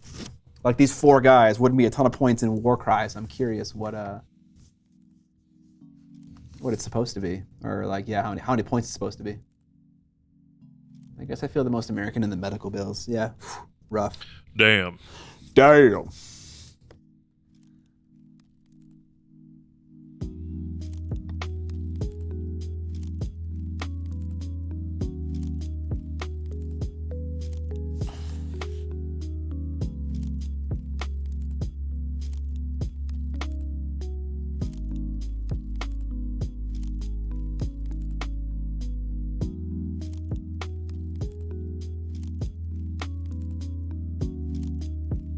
Oh, this starter set comes with dice.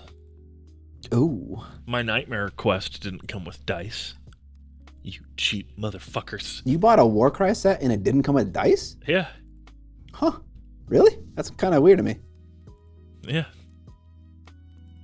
My Nightmare Quest box did not have dice in it. What warbands came in the Nightmare box? That was the one we looked at that had the Flesh Eater Courts guys. with the baboons that think that they're dogs. Okay. Scott's brain has forgotten this. Yeah, I don't know what the fuck. I mean, I've seen so many like flesh eater corpse models, and they just all look the exact same to me. So I mean, that's true, but the baboons that think they're dogs is where it's at. yeah, I do remember some kind of monkey thing. Yeah. Here, I'll throw it up on the thing. More importantly, though, we got a bunch of Cities of Sigmar releases, That box is coming soon. which it looked pretty fucking cool. Looks pretty good. Ghoulrillas. Ah, nice pun. The Manticore in particular is like everybody's gonna want to get their hands on this mini.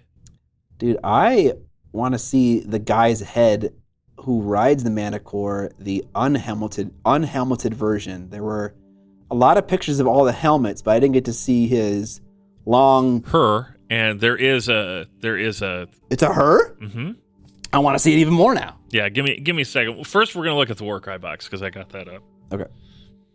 This is the one that I bought, Okay. and it comes with these guys. Thank you. I don't need the 360 thing. Go away. There we go. Oh, okay, cool. Some Stormcast guys, I remember you were really jazzed on this one in particular. Yeah, he's fucking cool. Yeah, he's pretty sweet. Yeah. I like how he's touching the part of his sword. He's like, this part right here. I'm lighting it up. This is Flesh Eater Court. Have I seen this? Yeah, we looked at all this. Okay. These Oh things my gosh, dude. Zombie ghoul. Zombie gorilla. that thinks it's a dog. It's like my favorite thing ever.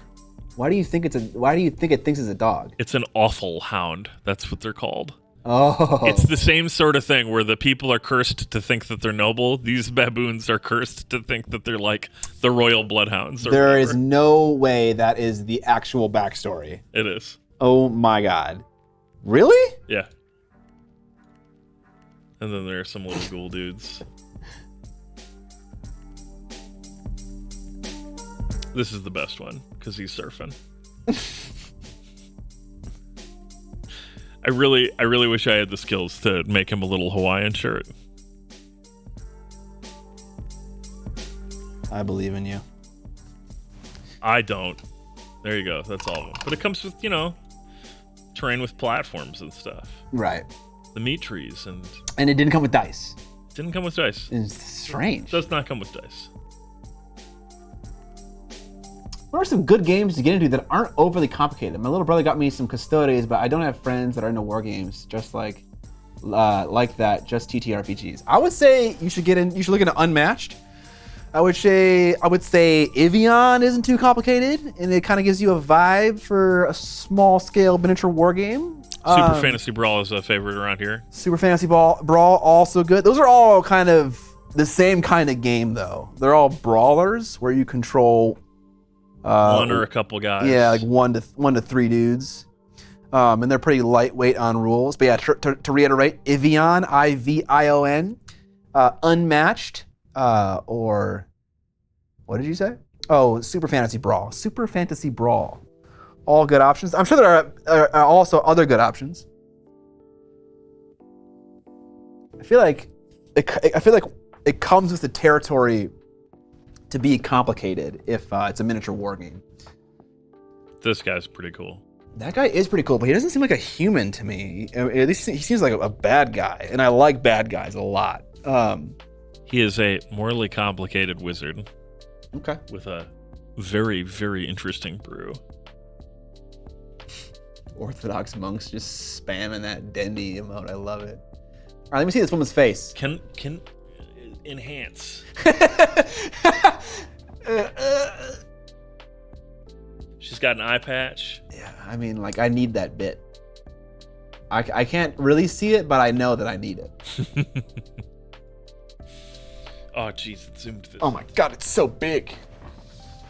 See what I mean, though? Like, all these lovely close-up shots. Oh, look at that, the back of her head. Yeah, the back of her head. Here's the helmet.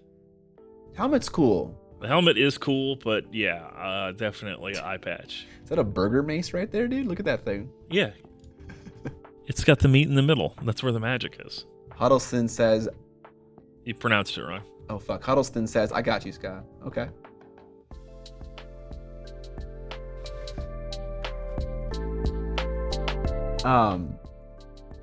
Were you looking for an easier to get into GW game? Not necessarily a different company? I mean, GW does make by far the best games, and everyone agrees on that. Yes. In particular, Age of Sigmar. What is the easiest GW game? Ooh. I haven't played them all, but I would say Underworlds. That's, I think, a pretty solid guess. Yeah. Just do what the cards say. The board is pretty simple. Rule set's pretty light. Yeah, it's still kind of dense for it's not like a board game rule book that's like sub 10 pages. It's still pretty complicated. Underworld. War Crime. Ricky Suazo, thank you for the sub. What about like Hero Quest or whatever? I've never played any of those ones. I haven't either, but I would assume that's less complicated. I don't know. Ricky Suazo says the easiest GW game is Money Spender 2023. It's true. Sad but true. All right. Yeah, the cities box is pretty sweet. I like the all of the dudes. I like the dudes on horses. I like the manticore. I like the wizard. Like, there's nothing in here that doesn't work for me. Yeah, I feel a similar way. It's not like, it's kind of like the same way I feel about Daughters of Cain. It has like a ton of cool shit in it, but like I don't necessarily need to buy it. Well, I don't need to buy it because I have enough Stormcast to last 5 lifetimes. But I also don't need to buy it because it's GW prices. Yeah. However, if, and I know the chances of this are low, but if there's a box sitting around for like 6 months and it goes on discount or whatever, maybe then. I definitely am willing to maybe pick up a couple of these guys just for other purposes. I really like these 2 optional assemblies I'll jump back over. I love these guys. Oh yeah, these guys are great. These two are sick. These are great models, yeah. I mean, this guy's got 2 really weird guns that don't make any sense, but I still love him because he's got 2 guns. Scroll up a little bit. What else is up there? I don't mind any of these guys. No, yeah, and like, yeah, so this is the optional. Oh, yeah, there you go. Yeah. I definitely prefer him holding the sword and shield versus hammer and helm. Yes, 100%. That is what I like too.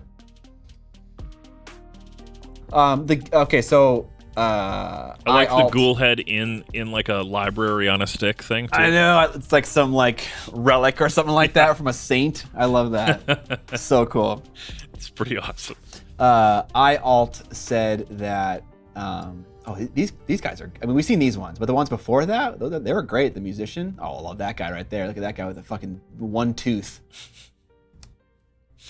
Most British mini ever.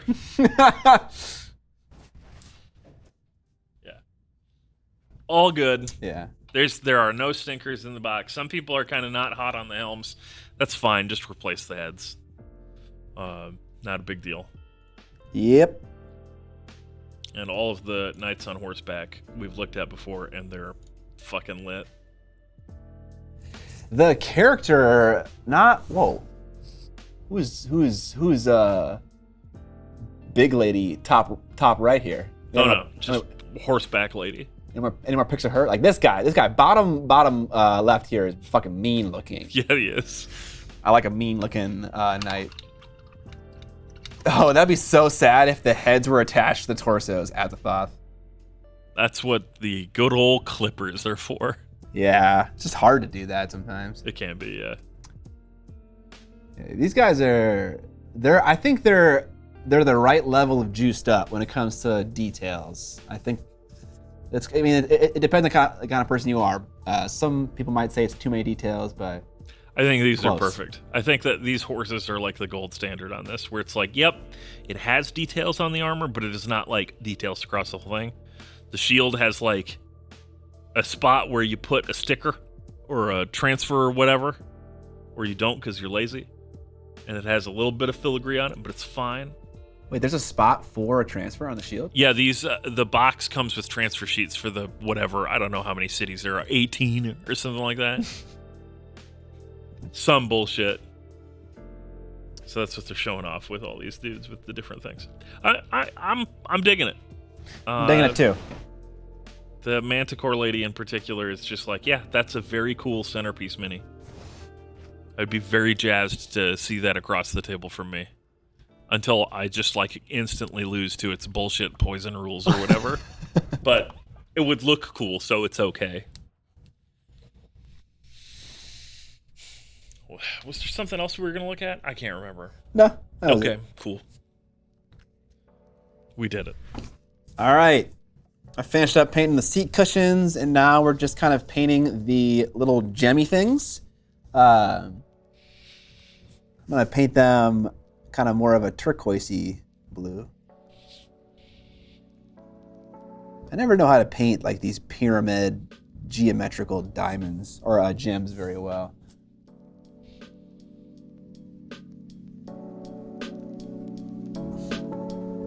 Man, Age of Sigmar 4th edition is going to come out next year, and there's going to be more Stormcast I have to buy. Don't do it. You're better than that. Am I? No. You bought all 3 boxes of fucking Evian. You are not better than that. I told you what happened, Scott. I only bought 1 box, and then I realized that not all the sorcerer cards were in the 1 box. And I was like, this is bullshit. I can't have only some of the sorcerer cards. I can't have only some of the knight cards, so I'll just buy them all. It's fine. It's only $150. For all 3? It's less than, it's $120, but then I bought like, sleeves and a card protector thing and so on. So yeah. Gotcha.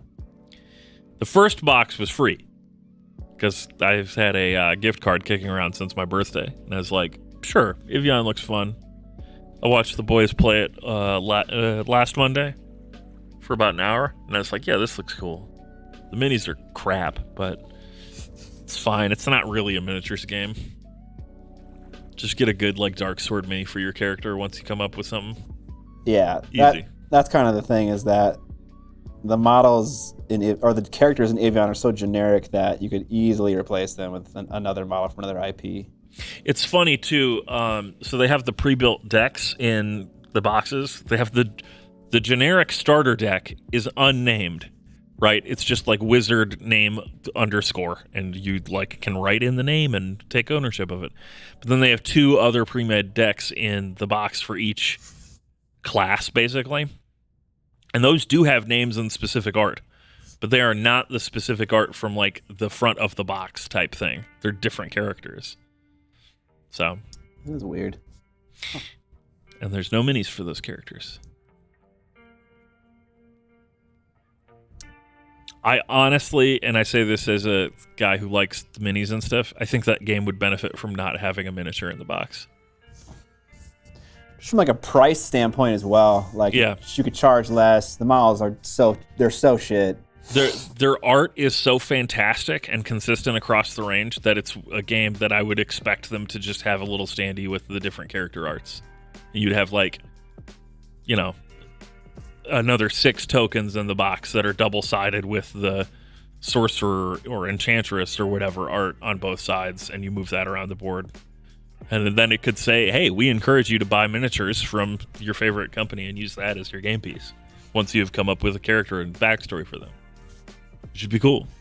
That would be cool. I wonder what a non-mini painter thinks. I think they'd be even more down with that idea, because then they would get a nice, beautiful little piece of art as opposed to a very cheaply made ABS miniature. Yeah, but obviously we have higher standards for models. So I wonder if they see that model and they're like, oh, it's fine. I mean, I didn't even realize how bad they were until Scott pointed it out to me. And then I actually looked at it and I went, oh, it doesn't have hands, it has oven mitts. Yeah, the kitten had a great idea for how to paint these gems in a quick way, just painting them with white and then hitting it with a contrast paint. I think that'd be more than sufficient. But there were some more ideas in the chat. KBat89, this is Neferata from Games Workshop's Age of Sigmar. Age of Sigmar. Although this isn't Neferata. This is Neferata's mount, which is a Giga Horse. Yeah. Or some other BS name. I can't remember. You can't remember the name Dread Abyssal? Yeah, Giga Horse is better. It is better, honestly. Silver and contrast paint for gems is pretty decent too. More pop than white. Interesting. I've done that a few times. I'm not really sure that I think it reads as gems. Yeah, I'd be concerned that it would look like metal. It doesn't look like metal either. It more looks like metallic paint with contrast on top of it. Okay. No, I mean like I did like a big earth golem that had a whole bunch of gems sticking out of them, and that was the approach that I took. And the gems, instead of reading, it took a while to get them to read gem-like. I had to do like 5 layers of contrast paint because it was shiny in the wrong way. Like it made the deeper colors shiny in a way that I didn't really want. It suggests that the surface is reflective. It doesn't necessarily make it look like metal, but it makes it not look like it has the depth that a gem does. Gotcha.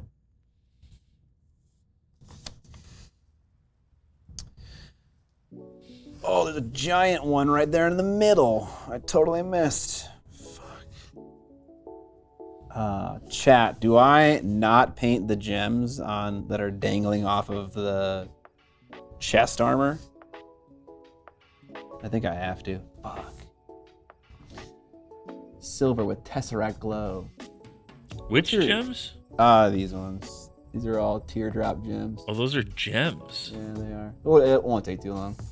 What's your number one sable brush? I don't know if you can find them, but Raphael 8404 are great for like base coating and layering. Raphael 8408 are great for like recess shading and doing like very accurate stuff. Da Vinci Series 35. And in all of these ranges, sizes 0, 1, 2 are the sizes that I use the most. Size 1, the most. Hashtag fuck gems. Yeah. Team fuck gems. I'll tell you what, I was big on Team fuck eyes last night when I was painting Colossus. Colossus. I ruined his face twice because his stupid upraised arm. Were you trying to paint eyes? Yeah. Why? Because it's Colossus. No, because the MCP minis are big, and I'm willing to do it on big minis. The issue is, and you'll have to replicate this pose so people on stream can see it. Okay. He's like this, with his arm right here, so you can't like come in from the side on that. Oh, is he just doing one of these things? He's like this, so his eye is like right in line with the arm. Yeah. It's super annoying. So one of them, no problem. That one completely ruined his face twice. And of course, Colossus's eyes are just really big and completely like white. So I just like completely fucked his face on that side with white paint twice. Whoops. The kitten just gifted a sub. Thank you, the kitten. PA Gamer Dad is going off to a picnic for the 4th of July. Enjoy Phantom Assassin Dead. I felt like I made pretty good progress at Paint Night last night. Hopefully I don't just give up on doing the NMM all over him and spray him silver in frustration, but we'll see. There's no right or wrong way to do it. That's not true. Evan, we gotta be consistent in our messaging here. I save the positivity for other people. Okay. I can be hard on myself. Fine. It's the only way I grow as a painter. If you say so.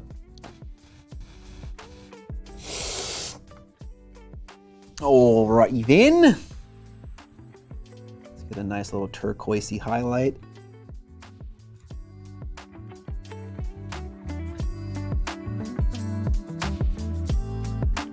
I took pictures of my Mini while I was waiting for my tow truck last night. When would you say a miniature is no longer a miniature but a statue? I would say when you go past 75 millimeter scale and you get into the world of 90 millimeter. But only for full figures. In the world of busts, there's more leniency because there's less model to paint. But yeah, I would say 75 millimeter is the cutoff for a full figure.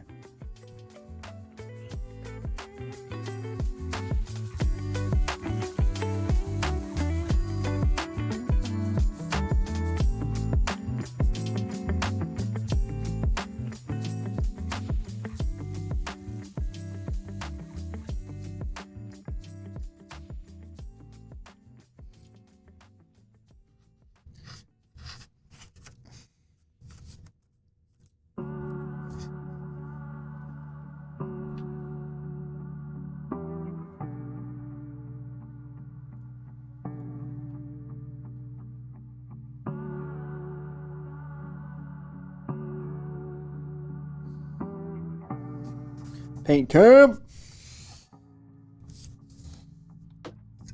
We're not on paint cam? Nope. At least not according to my monitor. What the hell were we on? The wide shot. Oh, whoops. That's all right. That's why I remind you when we're not there, and you remind me when I'm not in focus. Sometimes. Focus? It is in focus. You're fine. That's pretty okay.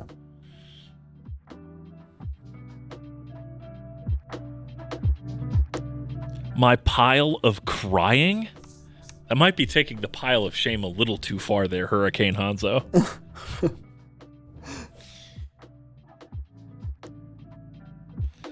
Yeah, I thought those were like tassels or something too.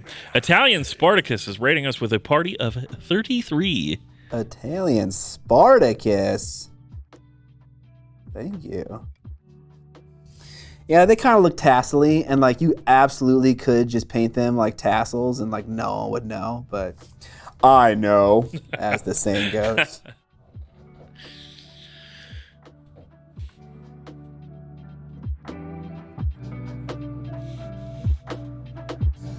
Chat, my tomatoes are growing. I have real does that tomatoes.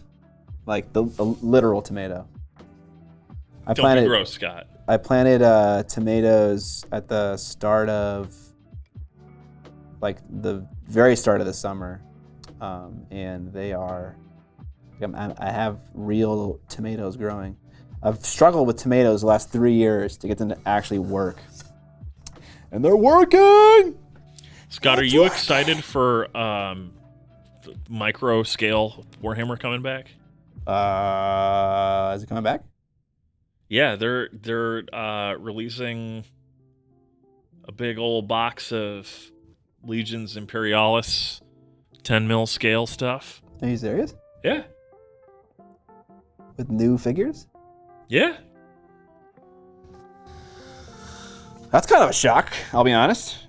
Bringing back all the product lines that they killed. Epic Scale is back, baby. All right. We're under attack.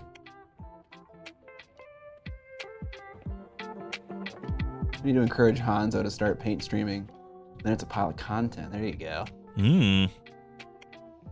For some reason, I like to grow tomatoes, but I don't like to eat them. That is interesting. What brush? It's from a company called Mindwork Games. They make beautiful models, but they also recently started making brushes. Yeah, here's the.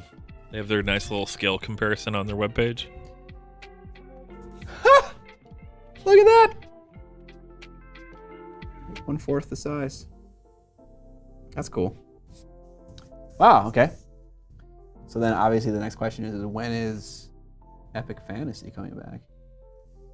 What was it called? War Master? War something? You know what they still haven't talked about bringing back? No. Wood Elves. Sad. Wait, no, they're coming back. Kinda, but like they haven't really talked about them. They've just highlighted like Bretonian minis and stuff. We'll hear about it sooner or later, okay?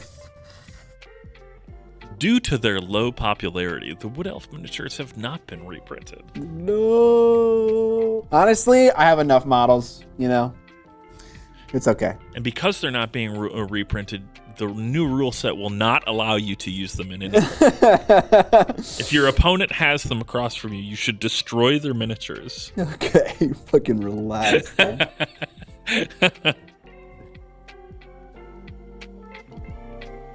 Yeah, I would like to be able to play the game. All right, chat, give me some feedback. Scott can keep painting. He doesn't have to give me feedback. Is this working for you, this sketch on Colossus? This is what I did at paint night last night. Live CNC. But only from chat. Evan doesn't want to hear my feedback. Ignore the uniform. I just put red there so I knew not to put NMM on it.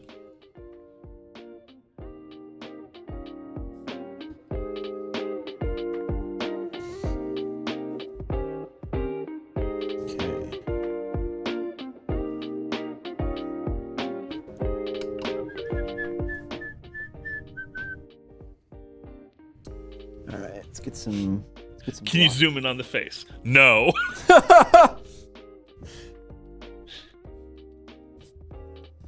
Let's get some glossy goodness.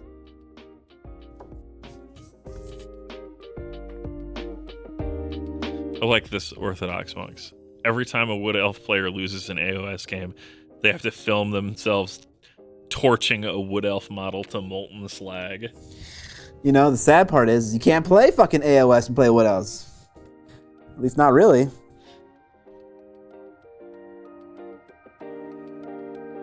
I suppose you can if you settle for Cities of Sigmar in 3 fucking units. Or whatever it is. How many Wood Elf units are now in Cities of Sigmar? Is it? I know you have the Sisters of Avalorn, Sisters of the Thorn, Wild Riders, Eternal Guard. Is it 4?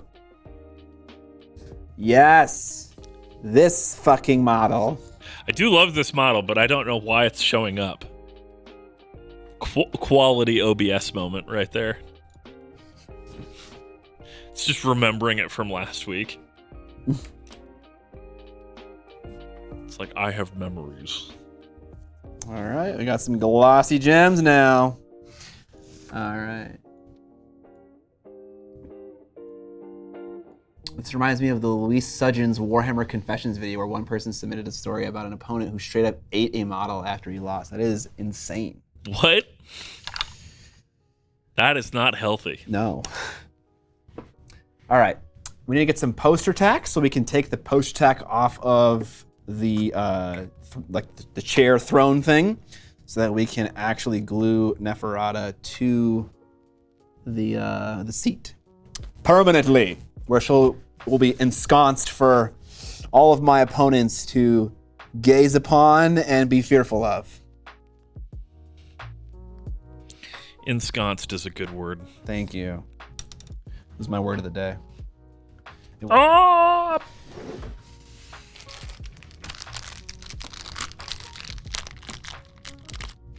That will hurt to pass. Yeah, no shit. I just don't think there's any winning. If it's a resin mini, yeah, you can break it apart and chew it, but it's like poisonous and really awful for you. If it's metal, you'll die. And heavy metal poisoning also, like that going through your small intestine is hella dangerous.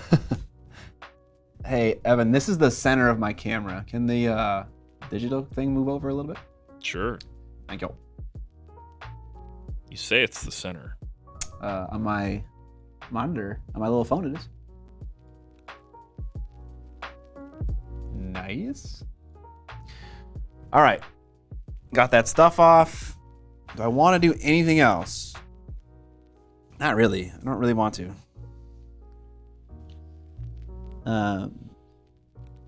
Maybe like some blood and stuff on like the ghosty daggers, but I'm not gonna do that right now. All right, so let's, and then she's got a little like mid-drift section that we still have to paint in that same navy blue as we painted like the claws and stuff and the chair. But I didn't want to paint it until I had actually put her on her chair, because then I will have a better idea of what actually needs to get painted. Oh yeah, baby, she just, man, come on, GW. Seriously, she's like staring at the fucking ground. In fairness, that is where the thing she's attacking is. I know, but like... By verisimilitude, Scott, she has to look at what she's hitting.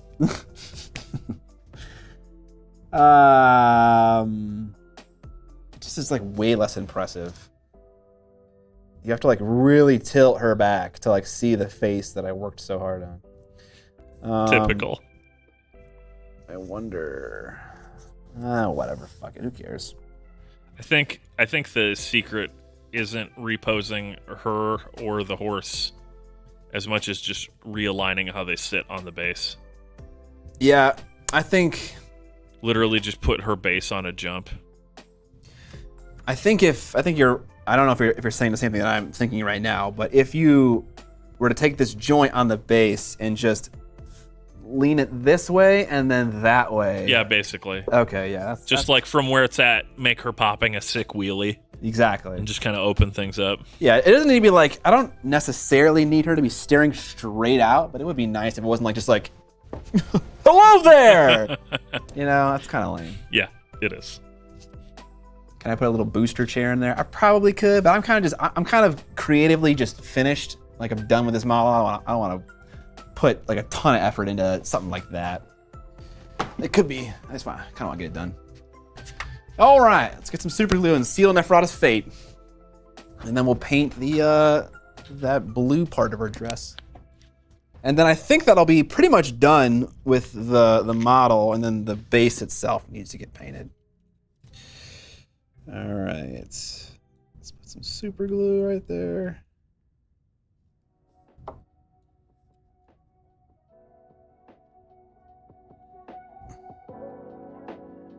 I might actually forego doing the dress a little bit just because we got some squeeze out, and I do not want to get super glue on my brush. Definitely done that before. Yeah, so have I. That is a real bad feeling. Yeah, it is. What we'll do is we'll put some accelerant on it, and then I'll just base coat the base, and then I'll come back to the dress. By then, the accelerant should have done its job. Why is she stealing Gene Simmons' trademarked hand gesture? Looks gorgeous nonetheless. Thank you, Papa Shano. Just get 3 units of Wood Elf. Just get 3 units of all 4 Wood Elves. A steam tank with a commander and a sorceress. 1970 points. Oh, thank you for doing the math. Just put the entire base on a slanted plinth. You could do something like that, you know. I mean, it'd be kind of cool because then like the monster itself would be like really kind of high up. Like at the moment, it seems like they're on like a downturn of a jump where they could be like kind of like, you know, at the apex of their jump, and it could be like really spooky. All right, get that nice and dried. And let's start painting the base. Oh, I guess I could glue in the other arm now at this point as well, because that fell out while I was painting the model. All right, let's clean up that connection point with an X-Acto knife a bit, and then we'll just stick it in there with some super glue. Wood Alphafy the steam tank? Okay. How do you Wood Alphafy a steam tank? It could be like a rolling ballista, large arrow hucker. Is that a technical term? It is. It is. All right, before I put glue all over this, let's just make sure that I can actually... Hurricane Hanzo just resubscribed. The wall of 6 ads made me cave. Take my pesos. Yeah, and if you don't want to see ads, that is the best way to avoid them. Get subscribed, no more ads. All right. Appreciate the support, Hurricane Hanzo. This model is a gigantic spring. It is. Oh man, I forgot to tell you guys of a minor tragedy that occurred. Really, it wasn't that much of a tragedy. It helped me make a decision, a choice. I was holding my large figure magnetic case that has all these little metal shelves in it, and it was open in the front, and none of the magnetic shelves were secured in place. They're kind of a pain in the ass to put in, so I most often do not use them. And that, for the most part, is fine, but it really haunted me this morning when I picked that case up and every single shelf fell out and blew up. Shockingly, the only model that was damaged, and it was like some Soul Blight models in there, some Wood Elf models in there, was the models that I 3D printed for my Graveguard proxies. I got a lot of bases that look like this, where like their ankles just snapped off. Dude. There are all the bodies. There's the banner that's snapped off. All the halberds, of course, busted off. And like the reason why I haven't been painting this unit and been just really not interested is because I feel like this unit is just gonna so easily break. Because the resin is just so brittle. It's so brittle. So this is good. This is a wake-up call. I should reprint these figures in a more durable, gaming-friendly resin. Even though the print quality is outstanding, it looks really good. It's just not going to be good for gaming. So yeah, kind of a blessing and a curse. Standard 762. Thanks for the tier 1 sub. Glaive Thrower from Warcraft 3. There you go. There you go. I thought YouTuber, but Twitcher? Porque no los dos. I will reuse the bases though, because they're the right base sizes, but I also got Magnus in them still. What models did you progress them with? These are figures from a company called Last Sword Miniatures. They have like a vampire line, and you should be able to find them pretty easily. Yeah, they're pretty sweet. That's some awful resin. It is awful resin, but I mean, it's not awful. It's very detail oriented. I always use it whenever I print like a display model that I'm painting, and I have never had any issues with it. Then again, I'm not well versed in the 3D printing world, so there could be a resin that is durable and also has good detail retention. I don't know. Not a genius. All right. Neffy is looking sexy, and all we gotta do is paint that base. Cool. Let's do it with some brown leather. Classic.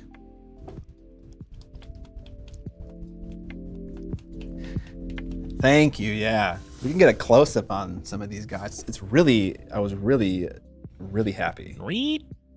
Focus. Oh my God. Hold on, it's gonna get dark first. Boom. I think part of what makes a model appear as though it has a lot of detail is the sculpt has sufficiently deep recesses. Some models look amazing in an STL format, but then when you shrink it down and it's no longer on my 30-inch monitor, all those details and how deep they are, no matter how high quality printer you have, they're not deep enough. That's my theory though. Do you have any tips for avoiding distracting layer lines when printing display models? I personally don't. I think there are probably even some layer lines in some of my display models that I've painted, but you just don't notice them, really. They kind of go away. They vanish. Smaller the layer height, the less you see layer lines. Go nuts. Go nuts.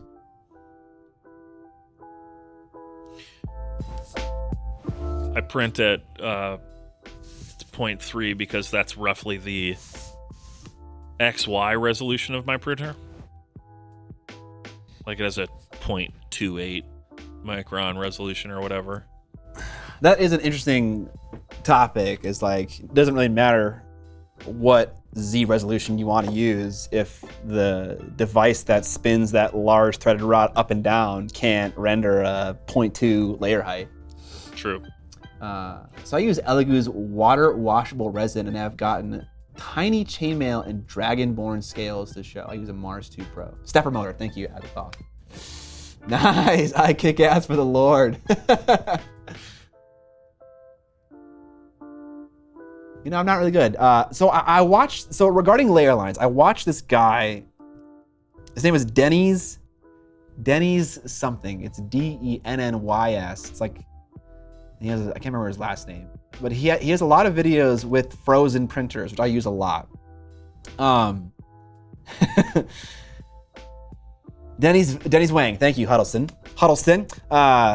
He goes into great detail about setting up your resin printer, and after he has fully calibrated his printer, he does like these stress tests where he'll print a vertical wall straight up and down and get no layer lines. It's a flat piece of plastic. And it's like, holy shit, how does he do that?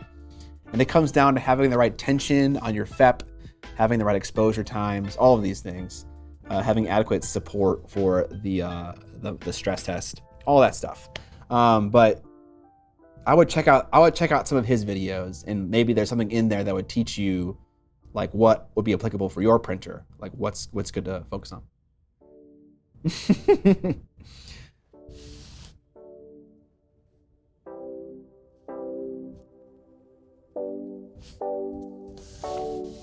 know what? I don't want to use this color. It's too light. I want to use Rhinox Hide.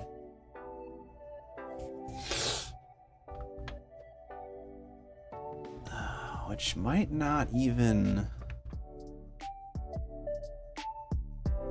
Is it already out?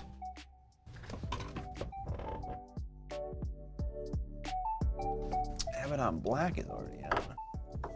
Sorry, camera.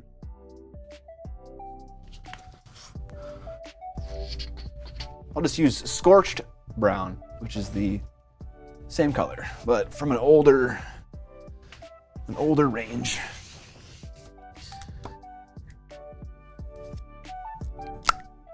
Oh, there's fucking green inside of this, or there's blue inside of this paint pot.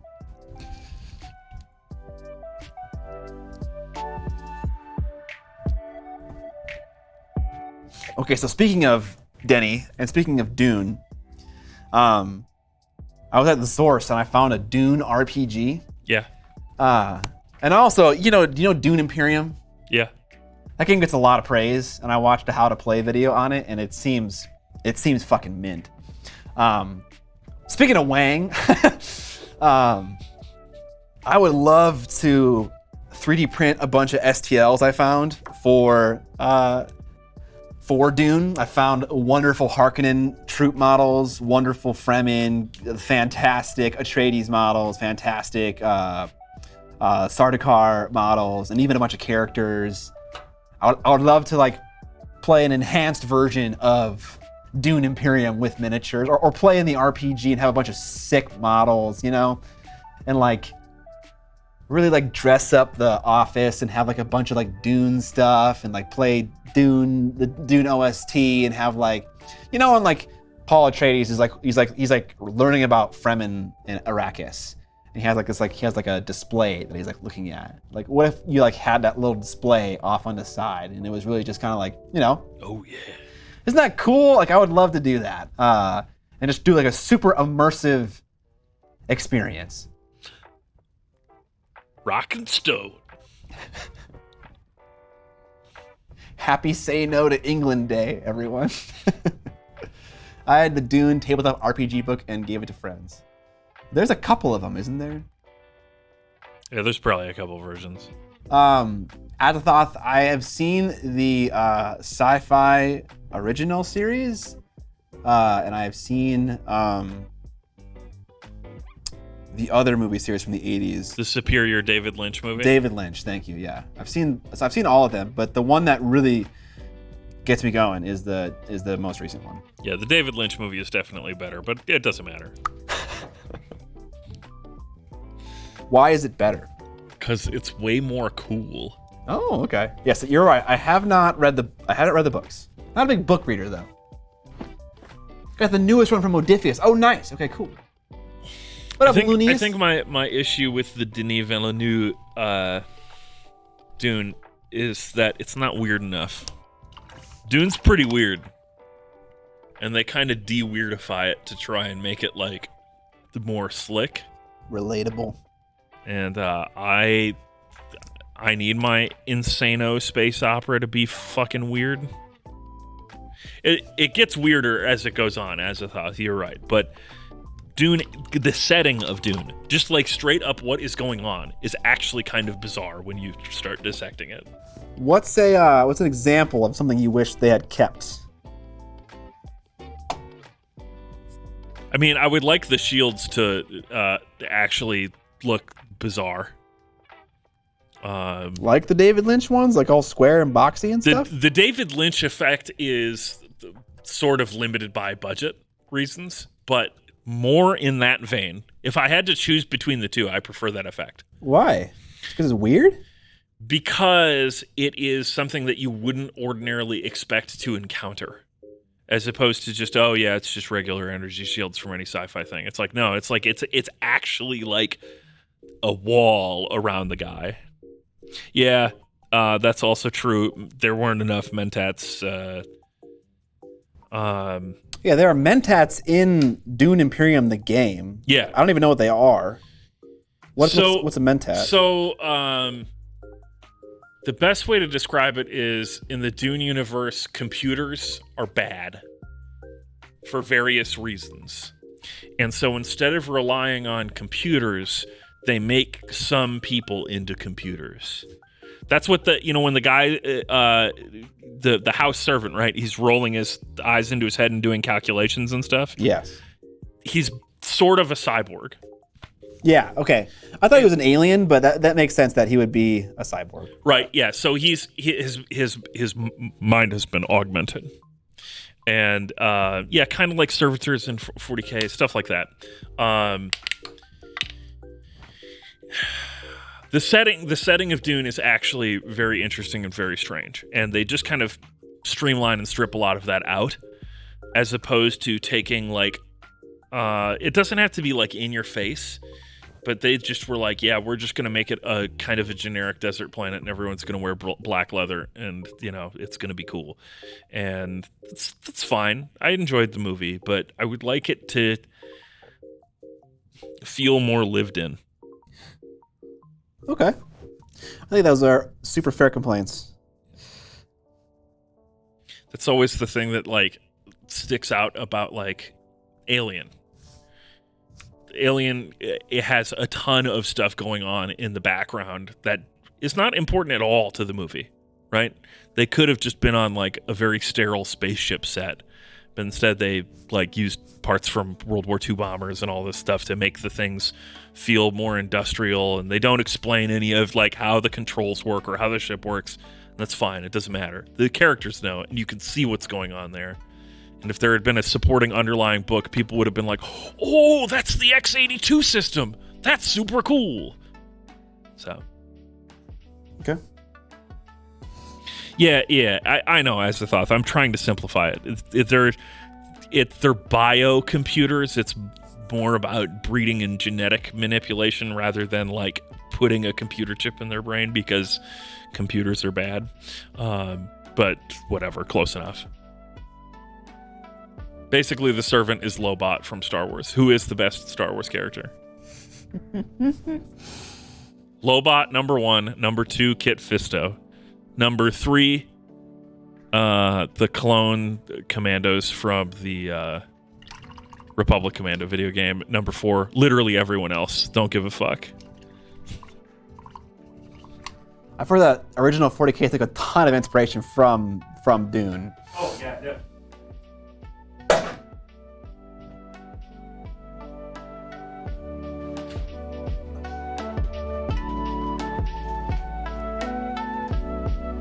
I'm just painting this base with a mixture of a dark brown, a light brown, a swampy green, and kind of a more of a verdant green. If you ever need to practice wet blending, or you want like a confidence boost that you kind of understand how to wet blend, painting a highly textured surface like a base It's just like, it's wet blending on easy mode. So give it a shot. But yeah, I want to, all of my undead are on a very swampy base, and so I'm giving myself a framework here of a bunch of different swampy colors. I'm kind of thinking that I'm gonna take Dirty Down Moss and just shower the entire base in it, and just see what happens. I know it's like very water soluble, so I can like kind of pick it apart a little bit if I want to.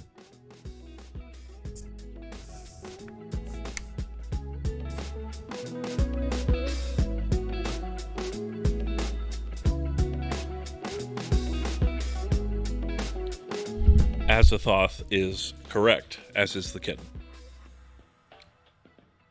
What? Another example of computers being evil in Dune is the Navigators Guild, which are also humans, or what used to be humans, that use spice to go into a psychedelic state to navigate space. 40K rips them off to create the astropaths to navigate the warp. It's the only way to interstellar travel, right? With spice. I'm trying to remember from the books, because Dune is like the sole source for the stuff, and they got there originally with space travel, but it's like it is the only way to travel at the time of the film. I think that's like the system has been built up around the stuff because the old ways were much worse. Okay, I got you.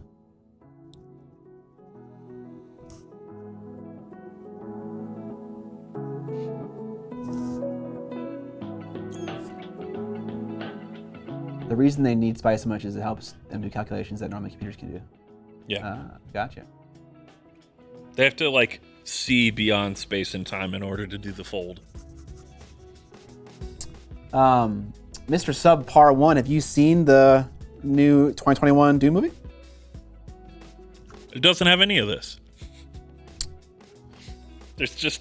It mentions space travel and how spice is needed for it. It mentions it, but it's like expository dialogue rather than like I wouldn't call it showing the navigators and stuff. Yeah, okay, you're right. It is exposition, but it's necessary to have the viewer understand why spice is important in the first place.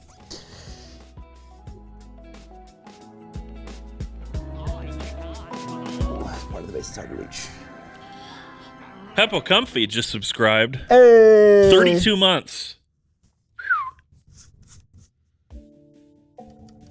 Thank you, Peepo. Appreciate it.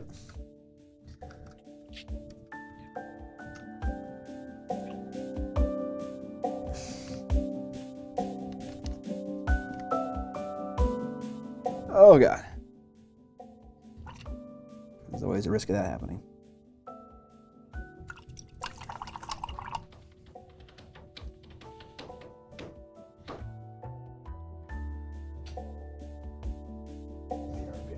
All right.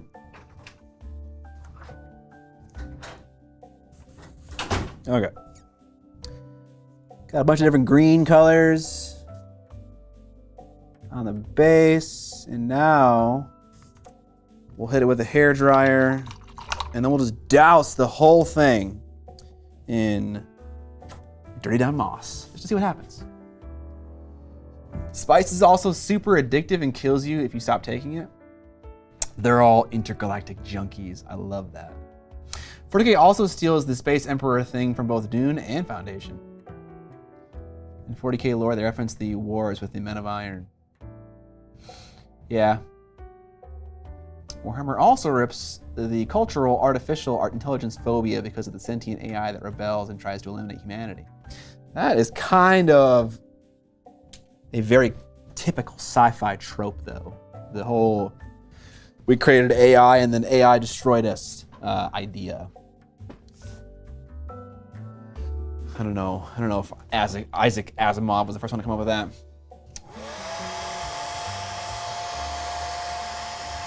Question. Sorry. Why does no one use coffee grounds for basing? Probably because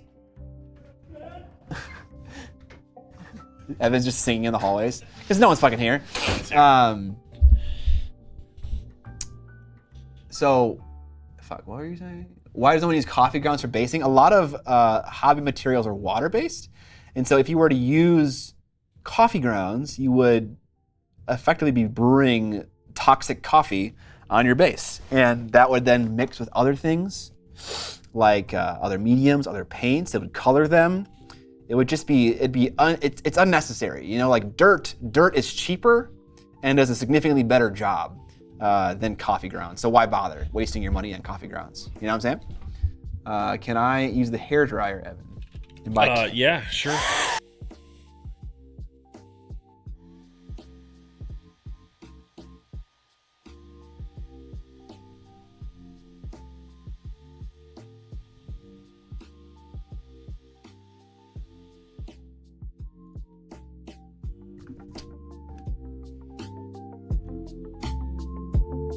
Midwinter Minis uses coffee grounds. I mean, like, if he has like some way to get it for free, sure. But I don't think it's any better than dirt. And dirt is pretty free. I don't know. They're less free over there in the UK, so maybe they're not allowed to take dirt up from the ground. Yeah. So instead, they have to put trash on their bases. Coffee seeps and stains. And maybe you're going for that. Like if you're going for like kind of a stainy coffee look and it does something very specific, then definitely. But for a more generic thing, I don't know if I'd recommend it.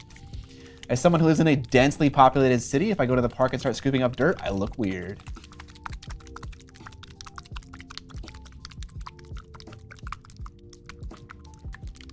I mean, you know, if my models smelled like coffee, I wouldn't necessarily mind it.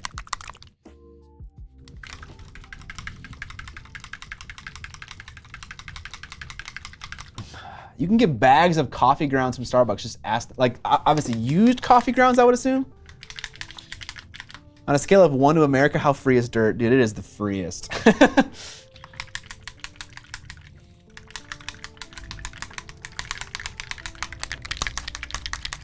I'm just freebasing at the park.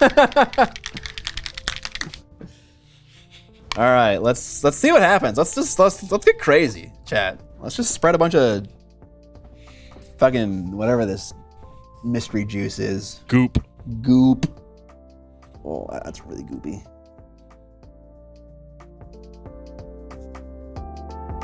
And then while it dries, we will go back to painting that blue part of the dress. You know, I'll paint the rocks too and the skulls and then come over top of them with a more appropriate color, and we'll leave some of that electric green mossy color in the deepest parts. Maybe that'll be cool. Who knows? You know, gotta try things out.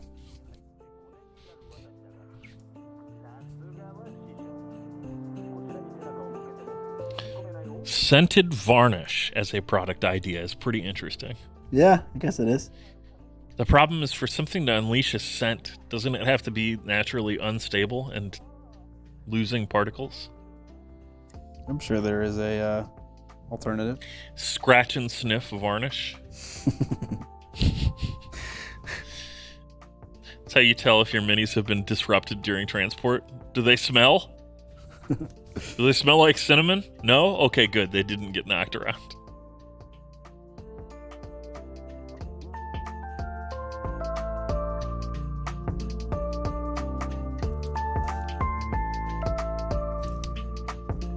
Oh man, that rock is looking so cool, and I didn't have to do anything to make that happen. Let me see if I can zoom in on this. I just straight up doused this fucking rock in this juice, and it just looks like that. Salt is wild, yo. I feel like I got super lucky. I don't know why that's just working out, but I'm happy.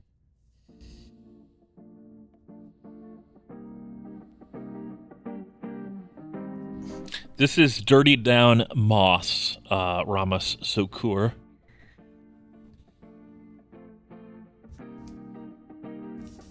They also do rust, verdigris, and yellow rust. Oh, there's a new rust color. Yeah, you can get it actually at the source. Oh my god. Oh my god. I already use the rust so infrequently that I'm not going to buy another color. Right, yeah. It is a great, amazing product, but I just don't do that many rusty things these days. I'm finding myself using the moss quite a bit. That's because you chose to put your guys in the swamp. In the swamp.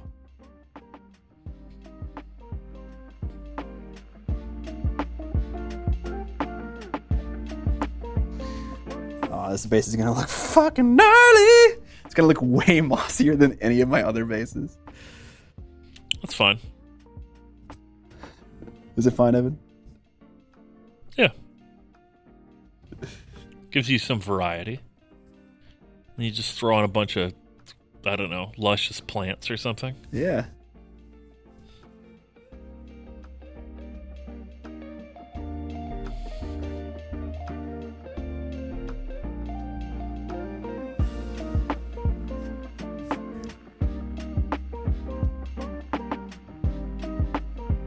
I don't even care if the moss effect doesn't work amazingly everywhere. I just want to make sure there isn't any like matte paint brown spots that I just totally missed.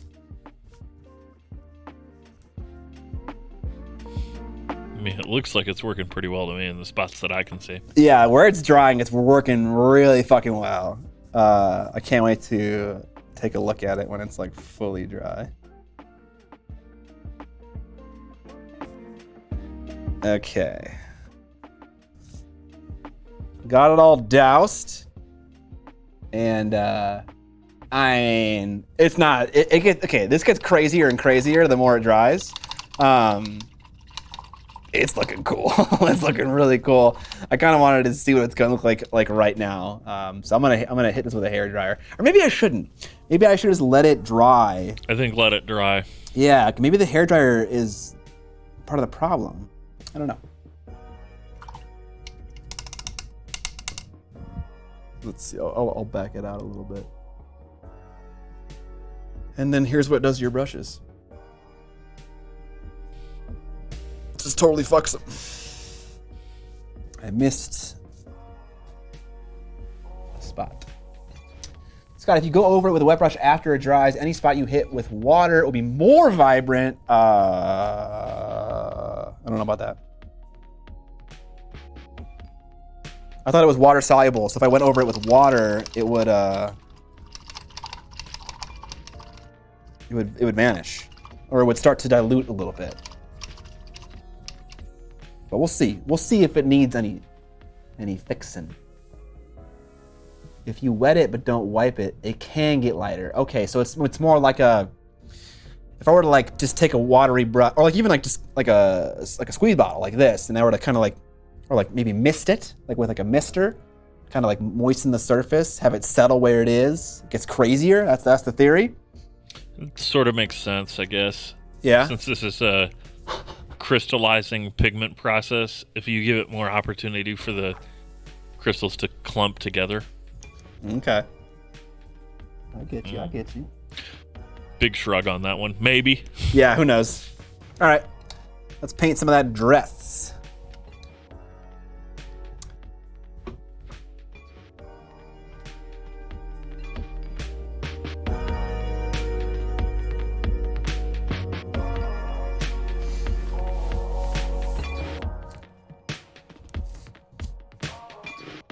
Okay. 3:45. Are we gonna finish? Oh my god! No, we're not gonna finish, and that's okay. I won't paint it next stream. I'll finish it in my free time. No one's gotta see it ever again. And then we'll spend 80 million years painting a unit of 20 Graveguard. So I hope you're ready for the that. stream plan for the next year. The next we year. paint one unit of Graveguard over the next that 52 sounds about right. streams. Yep. Are you ready for that, Evan? Do you have 20 different stream titles prepared for Graveguard? Graveguard stream number 001.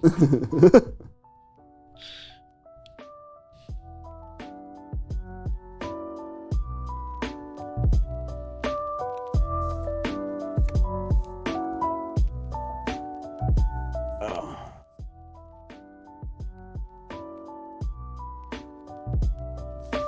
I'm definitely not highlighting the back of this dress at all. Just a little bit of blue paint.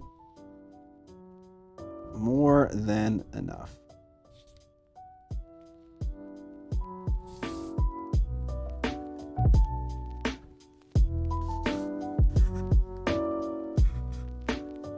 This base is just getting more insane as time goes on. I love it.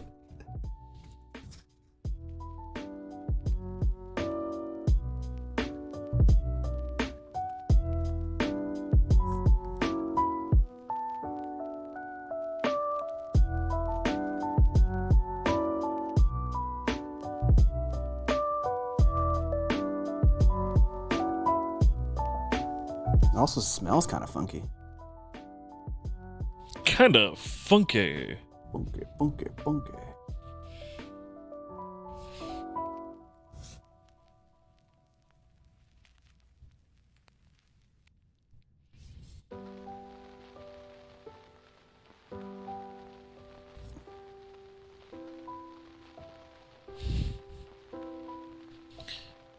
Kitten, you work at a art store. If anyone's going to be able to supply us with scented varnish, it's going to be you. Also, Enforcer for the win, subscribing with Prime. Enforcer for the win. I mean, it's FTW, so it could stand for something else, I suppose.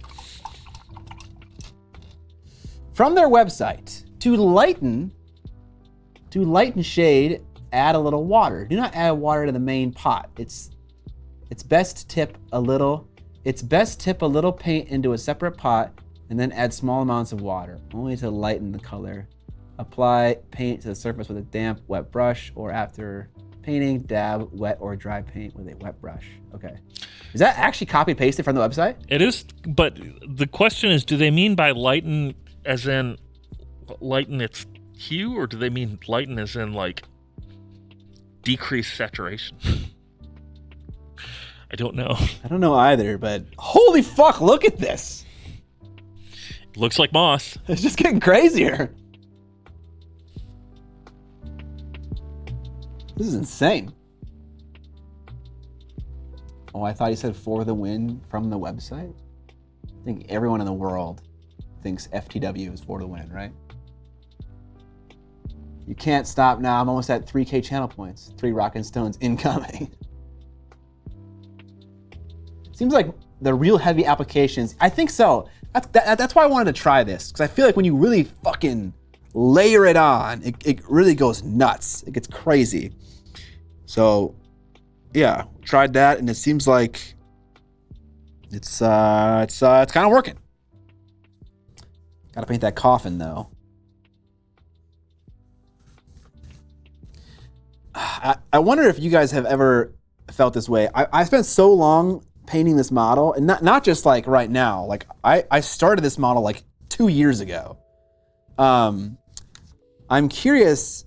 Like I don't feel like this model is done, and I feel like it's because it's stayed the way that it's looked like for so long, and it kind of looks largely like that. Like I'd painted the Abyssal, most of Neferata, most of the armor on the Abyssal. The skulls were not completely done, but we're kind of halfway to this point. Yeah, kind of pinkish. And now that I've like painted all the small details, it's like kind of looks the same. It's like 20% different. So I feel like it's not done. You guys ever feel that way? You take a while to paint something?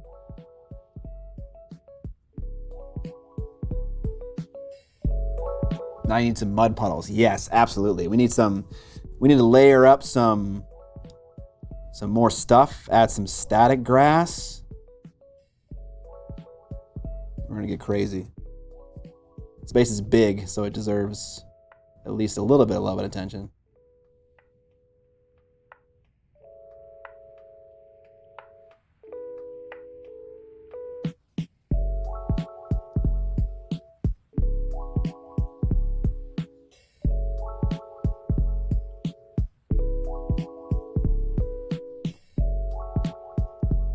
I'm hyped to have a 2K point in Age of Sigmar. 2K point army in Age of Sigmar. Just need one more unit after Neferata.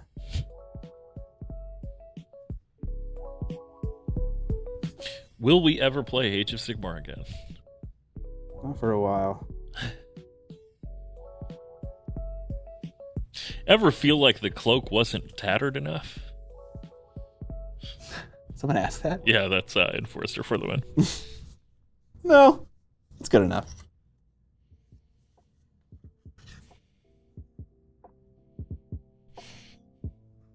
Oh yeah, I need to paint these little parts right by the gems. I didn't want to run over that little gold bead thing.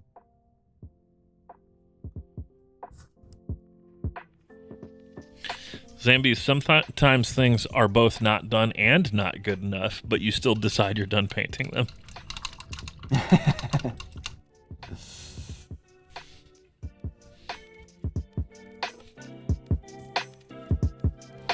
Yeah. Retro Evil Incorporated. Happy 4th and 6th year anniversary with my lady. No painting for me today, but enjoy yourself. Thanks for the support, Retro Evil Inc. This base is insane. All right, let's do a layer or two of highlighting on this blue dress, and then we'll call it good.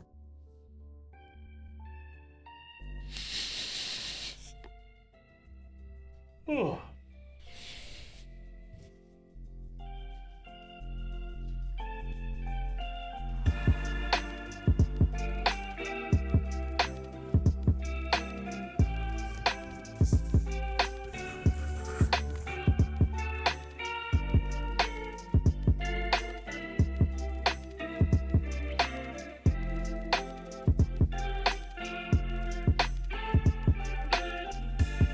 Gonna have to go see 2 movies in theaters this week.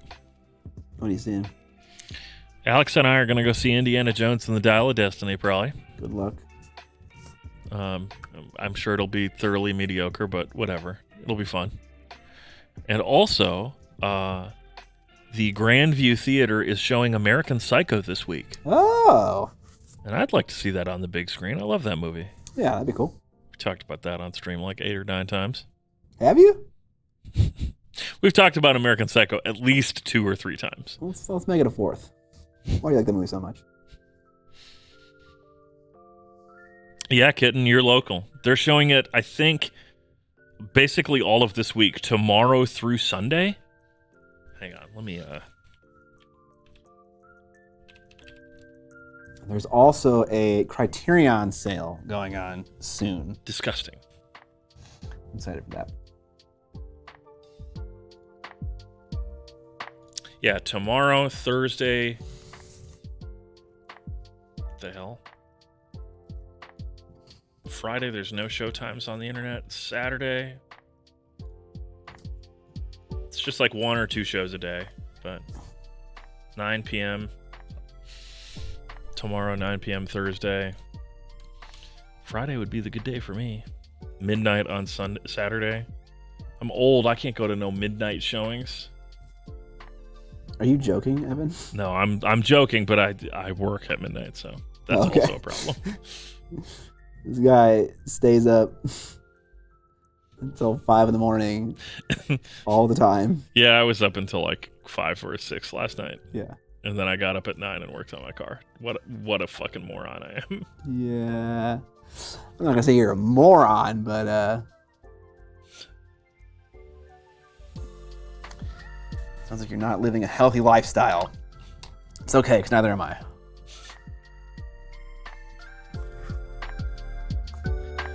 Just got to wrap up the game stream early on Thursday. Yeah, wrap Go it to up the movie early. theater right afterwards. Okay, yeah. Easy. I'll check in on you at 10 p.m. to see how you're doing. Well, at 10 p.m., we'll be 45 minutes late for the movie. So. Okay, yeah. You're not seeing anything on fucking... You're not seeing anything on Thursday. We're going to blast out a game of Song, Ice, and Fire in like 60 minutes. Easy. I mean, I believe. You're fast. I don't know if your friend's fast. Can't talk to chat. We got to get to the movie. See ya. Engaging stream. Oh my God, the new Mission Impossible comes out this Sunday? What? Or Friday? No, next Friday. Next Friday. That's what it is. Okay. There are actually like movies this year that I'm looking forward to. How wild is that? I know. There wasn't much of anything.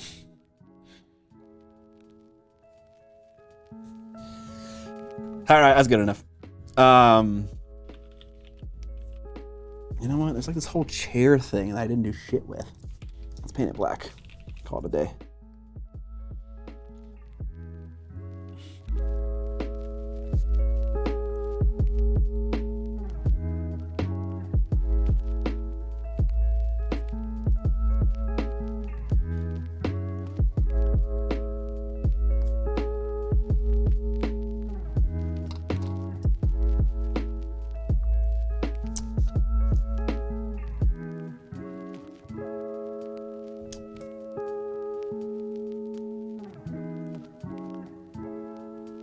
You're looking forward to Barbie at the Thoth? You know what? I don't even know what's coming out. What about Asteroid City? Asteroid City is out, and I want to see it, but I don't know if it's important to me to see it in theaters. Yeah. I mean, honestly, I haven't been in the movie theaters in so long that I'm just kind of looking for an excuse just to go, you know? I mean, you could go see Spooderman. Spider-Man! Which I did feel the big screen benefited because big bombastic animated feature. Yeah. I don't know. My wife isn't huge on watching movies, and I kind of always go with her. So she got a limit of one a month, maybe. Well, if Asteroid City's more her jam, then go see that. I don't really know what Amber's taste in films is like, so. She likes thrillers and rom-coms. W.D. Harris Jr., I'm doing the Oppenheimer Barbie double feature. That's what's up. I'm so down for that. So hype. We were talking about that before we started the stream. I died. I lied. I'm looking forward to Napoleon in November. Napoleon Dynamite sequel? Oh my God. Please. I need that in my life. Don't burst his bubble, chat. Who cares about fucking French guys?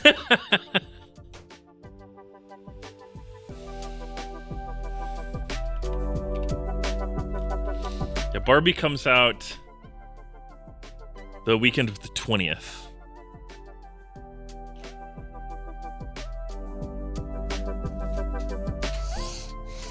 This is a stacked month for releases. Based.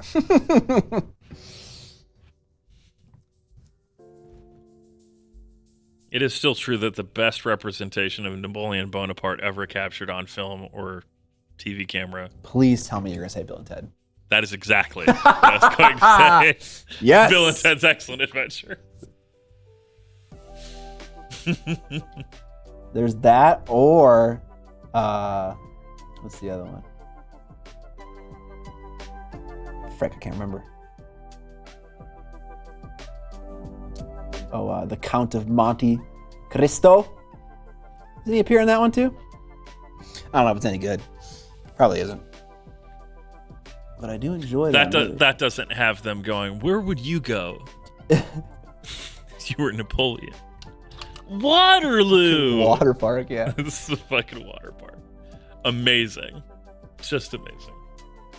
Hot Rod, greater than... Okay. I think I agree with you. I think Hot Rod is definitely better than Napoleon Dynamite. But it kind of depends on what kind of comedy you like, I think. Hot Rod makes my face hurt less. What? Napoleon Dynamite makes me cringe hard enough to, like... Oh, no! Cause permanent muscle damage to my cheeks. I don't cringe at Hot Rod the same way. I just laugh. Lucky. Alrighty then. So all that's left is the coffin, huh? Well, I think I should paint more things on the base. I don't think it should be just brown. Oh, I mean, like, you'll stick on some grass and tufts and mud crap and whatever, but... I hate to burst your bubble. I think I'm gonna do a little bit more than just that. No. Not allowed. Let's, speaking of the coffin, let's hit it with some contrast paints, a couple maybe yellows, some browns, and just kind of wet blend it up, see what happens. Skeleton Horde seems good, like a little sepia color. Wildwood is incredibly dark. Is there a different brown though?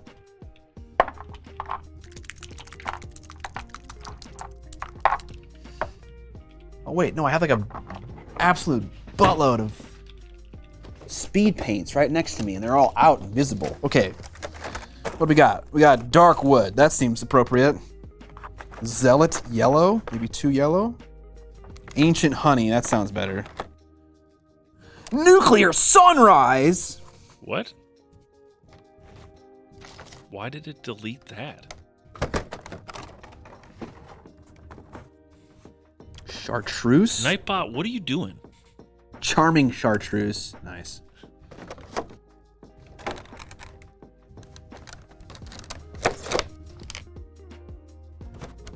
Desolate brown? Okay. Apparently Nightbot has a problem with Wes Anderson films or something. Oh, yeah? Professional Paint Licker said, I haven't seen Fantastic Mr. Fox. And Nightbot instantly deleted that. Which is kind of weird. Scott, do you remember the brand of wet palette you got a few months ago for a review on Scream? I would love to be able to answer your question, because I have it right here. Oh, that's the Mindwork one. The other one is, oh, it's right here. It's this like sandwich stack of black rectangles. But there's zero branding on the one that you're asking about.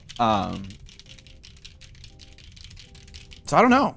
When I do the review though, I'm going to figure out what the actual name of the brand is. Derpy Dewey says he saw Asteroid City yesterday and it was a clusterfuck of a plot. That's not good. Yeah, if I'm being totally honest, I didn't really care for the last one, but I also generally don't tend to like, I hate that I forget words. Wes Anderson. No, I like Wes Anderson, but I don't like anthology movies. Movies. Yeah, I hate movies. Phone won't let me redeem Rock and Stone. All right. Retro Evil. That's cool. Always good to have more options. Army Painter makes many good products. They also make their regular paint line. Boom, got him. Boom. All right, let's see what happens. Let me just slap on some Army Painter. I also have heard lots of good stuff about the Duncan paints, and they started carrying them at the source, but I have not used them at all. Have you used Too Thin Coats at all, Scott? I have not. I know John had some of the pre-production stuff a while back in a video.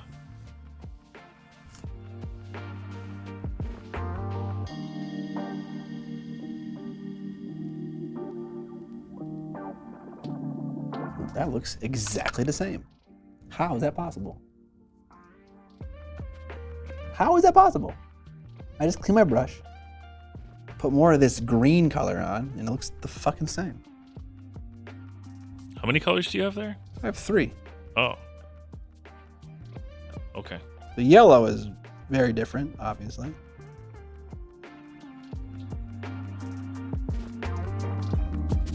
I kind of want the earth around the coffin to look a little bit more tilled, like it just kind of came out of the ground as Neferata passed over it, like her sheer necromantic presence raises the dead without even needing any spells.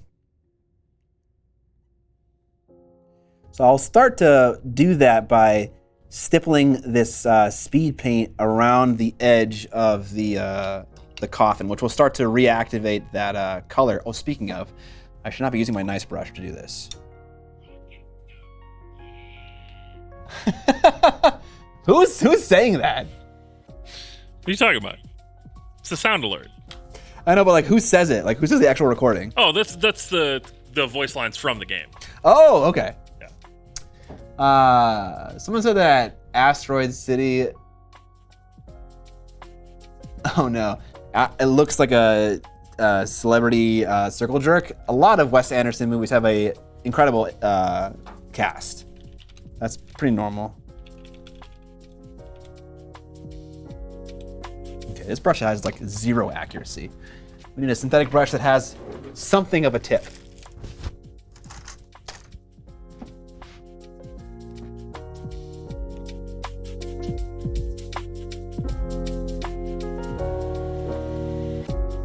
Oh, are the We hear them. they're not They're playing in the somehow mix. not.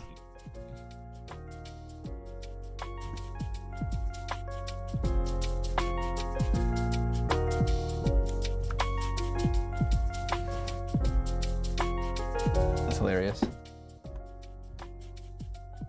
Evan, the people have been spending their hard-earned points,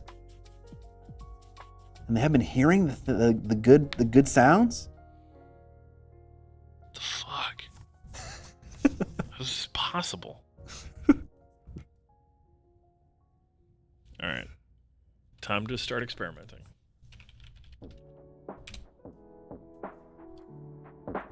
All right, we got kind of like a stainy looking coffin.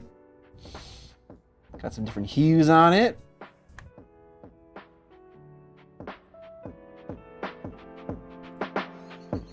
Then enact term limits. I don't know what that means, if I'm being totally honest. Is that about like Harrison Ford continuing to do the franchise? He's fucking 80. Stop. I know. He's 80? Holy shit, dude. I wouldn't, honestly, I would not have minded a reboot of the series with a different Harrison Ford, or sorry, Indiana Jones actor. They had a TV series, a cartoon called Indiana Jones Jr., and it's actually pretty good. They could have just done that. It's Indiana Jones's kid. They started to set that up in Crystal Skull with Shia LaBeouf. Oh my god, I totally forgot It that. would be a very interesting film series. Holy cow. And then they just like didn't do it. So whatever. Who cares? It's corporate art. Boo. Woo. Harrison Ford, according to Azathoth, does not want anyone else to play the character. That's lame. Guy Montags also said with River Phoenix, rip. It's weird you say that because this morning I was like, I discovered River Phoenix and I was like, oh, he's been in a couple movies, but hasn't been any lately. He sadly passed away. But then I remembered he played the kid version of Indiana Jones in The Last Crusade. And I totally forgot that part of the movie ever existed, where he like, there's like a flashback to his dad and him in like Boy Scouts or some shit. There's like a sub, oh, that's a test. That's the I'm making sure that the sound is working on that, and it is. I'm trying to figure out why the sound alert one isn't working. But anyway, keep talking about what you're talking about. River Phoenix? Yeah. Joaquin's got a lot of fucking sisters and brothers, let me tell you. River is one of them who sadly passed away when he was only 23. Okay, let's get out some, there isn't a ton of time. Well, let's try something. Let's take a bunch of Mod Podge Dimensional Magic, and we'll just kind of plop it onto the base, on top of the moss. We'll just see what happens. Who knows what's going to happen? Maybe it'll mix with it. Maybe it won't. I'm curious. Peanut Butter Falcon is pretty solid. Pretty solid movie.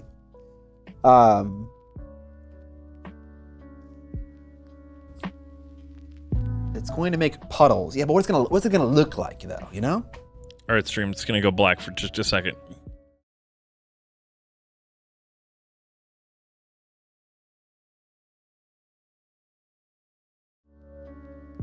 Okay, I know why it's not working, and I can't.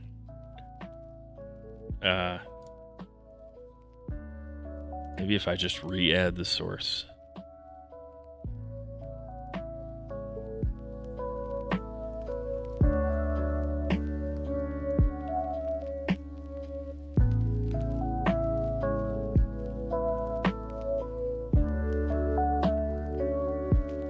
All right, we will let that dry. We probably won't understand what it's gonna look like fully until next stream when I am not painting this model again. Whoa. But I'm just curious. It seems like it's entirely nuking the moss effect for now, but when it cures, I have no idea what it's gonna look like. Poor Evan, he's been chasing this sound effects thing for a long time, but it's still not working. Stream should have a movie discussion as first tag. That is honestly not a bad idea. Scott touched my butt when the lights were off. Whoa, fucking John is here, of course. John, look at this fucking base, dude. I took Dirty Down, I just slathered the whole goddamn thing in it, and it is fucking really nice. I mean, I'm gonna paint more on top of it, but it's like, this could be a base and it'd be fine.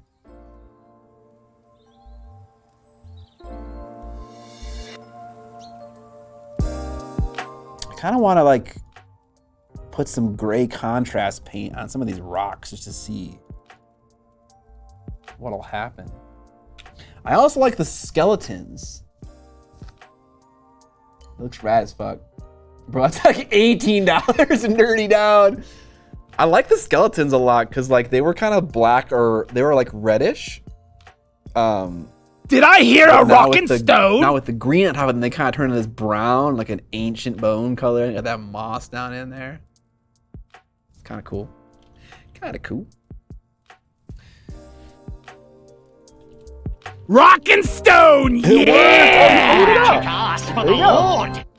What was the solution? Destroying it with my powerful hands. Okay.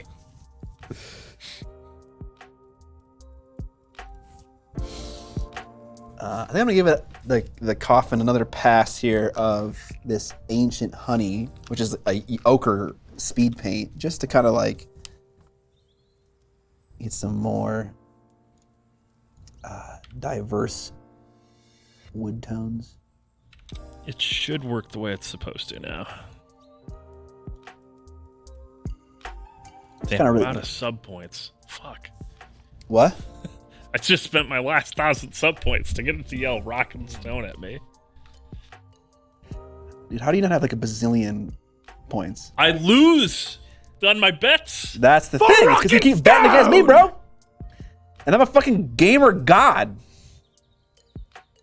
I just always bet on the guest. Yeah, well. For rockin' stone! Time to start betting on your fucking boy. All right, that pool at some point will fully dry, and we'll take a look at what it looks like. Yeah! Dimensional magic on top of Dirty Down. Maybe it just totally nukes the effect, but we put it in kind of in a obscure spot, so you can't really see it if it totally messes up. Maybe it'll be cool. Maybe it'll mix with the Dirty Down in an interesting way and create like tide marks a bit. Who knows? I don't know. But that being said, I think we can pause for now. When we come back to the painting stream, I'll be painting something else. The gaming stream is on for this Thursday. It will not be with me. I'll be in Texas hanging out with the Black Site Studio folks. But Evan will be hosting the stream, playing something yet undetermined with one of his friends. It'll probably be Song of Ice and Fire, but maybe we'll do something else. Okay. If you got suggestions, hit me up in the Discord. And if you're not in the Discord, you can get in there by getting a subscription in, or, you know, being a patron. Or, no, that's it. Those are the two ways. Those are the two ways. Who are we raiding today? I don't know. Look at my model. Monument is live. It's our rebirth day. Giveaways and painting till we drop. Are they doing some sort of streamathon? Dude, they're doing a crazy marathon. We should definitely host them. I know you guys can't really see the model at all, but the overall effect of the model, the nice big green base that will stay largely green, the red, the black, the creams, I think it works out. I think I'm happy with it.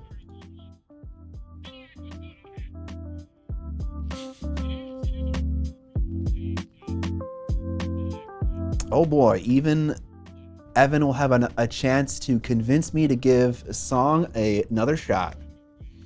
All right. Solid game. It's a solid game. It's worth, I mean, unless you don't like, I mean, it's okay if you don't like it. Yeah, let's raid Monument. All right, we're gonna raid Monument. Thank you guys for hanging out, for supporting the stream. It's always a lot of fun chatting with you guys about, you know, I like to info dump on you guys about what I've been thinking about over the last week or 2 weeks. It's always fun to talk about that, talk about movies, paint some minis, just casually. So thanks for hanging out. Thank you for your support, your subs. Thank you for using the sound feature and helping us figure out what was wrong with it. It's all fun, and now you have another way to use your channel points. We'll see you this Thursday for a gaming stream, and the next Tuesday for another painting stream. But for now, please enjoy Monument Hobbies. We'll see you later.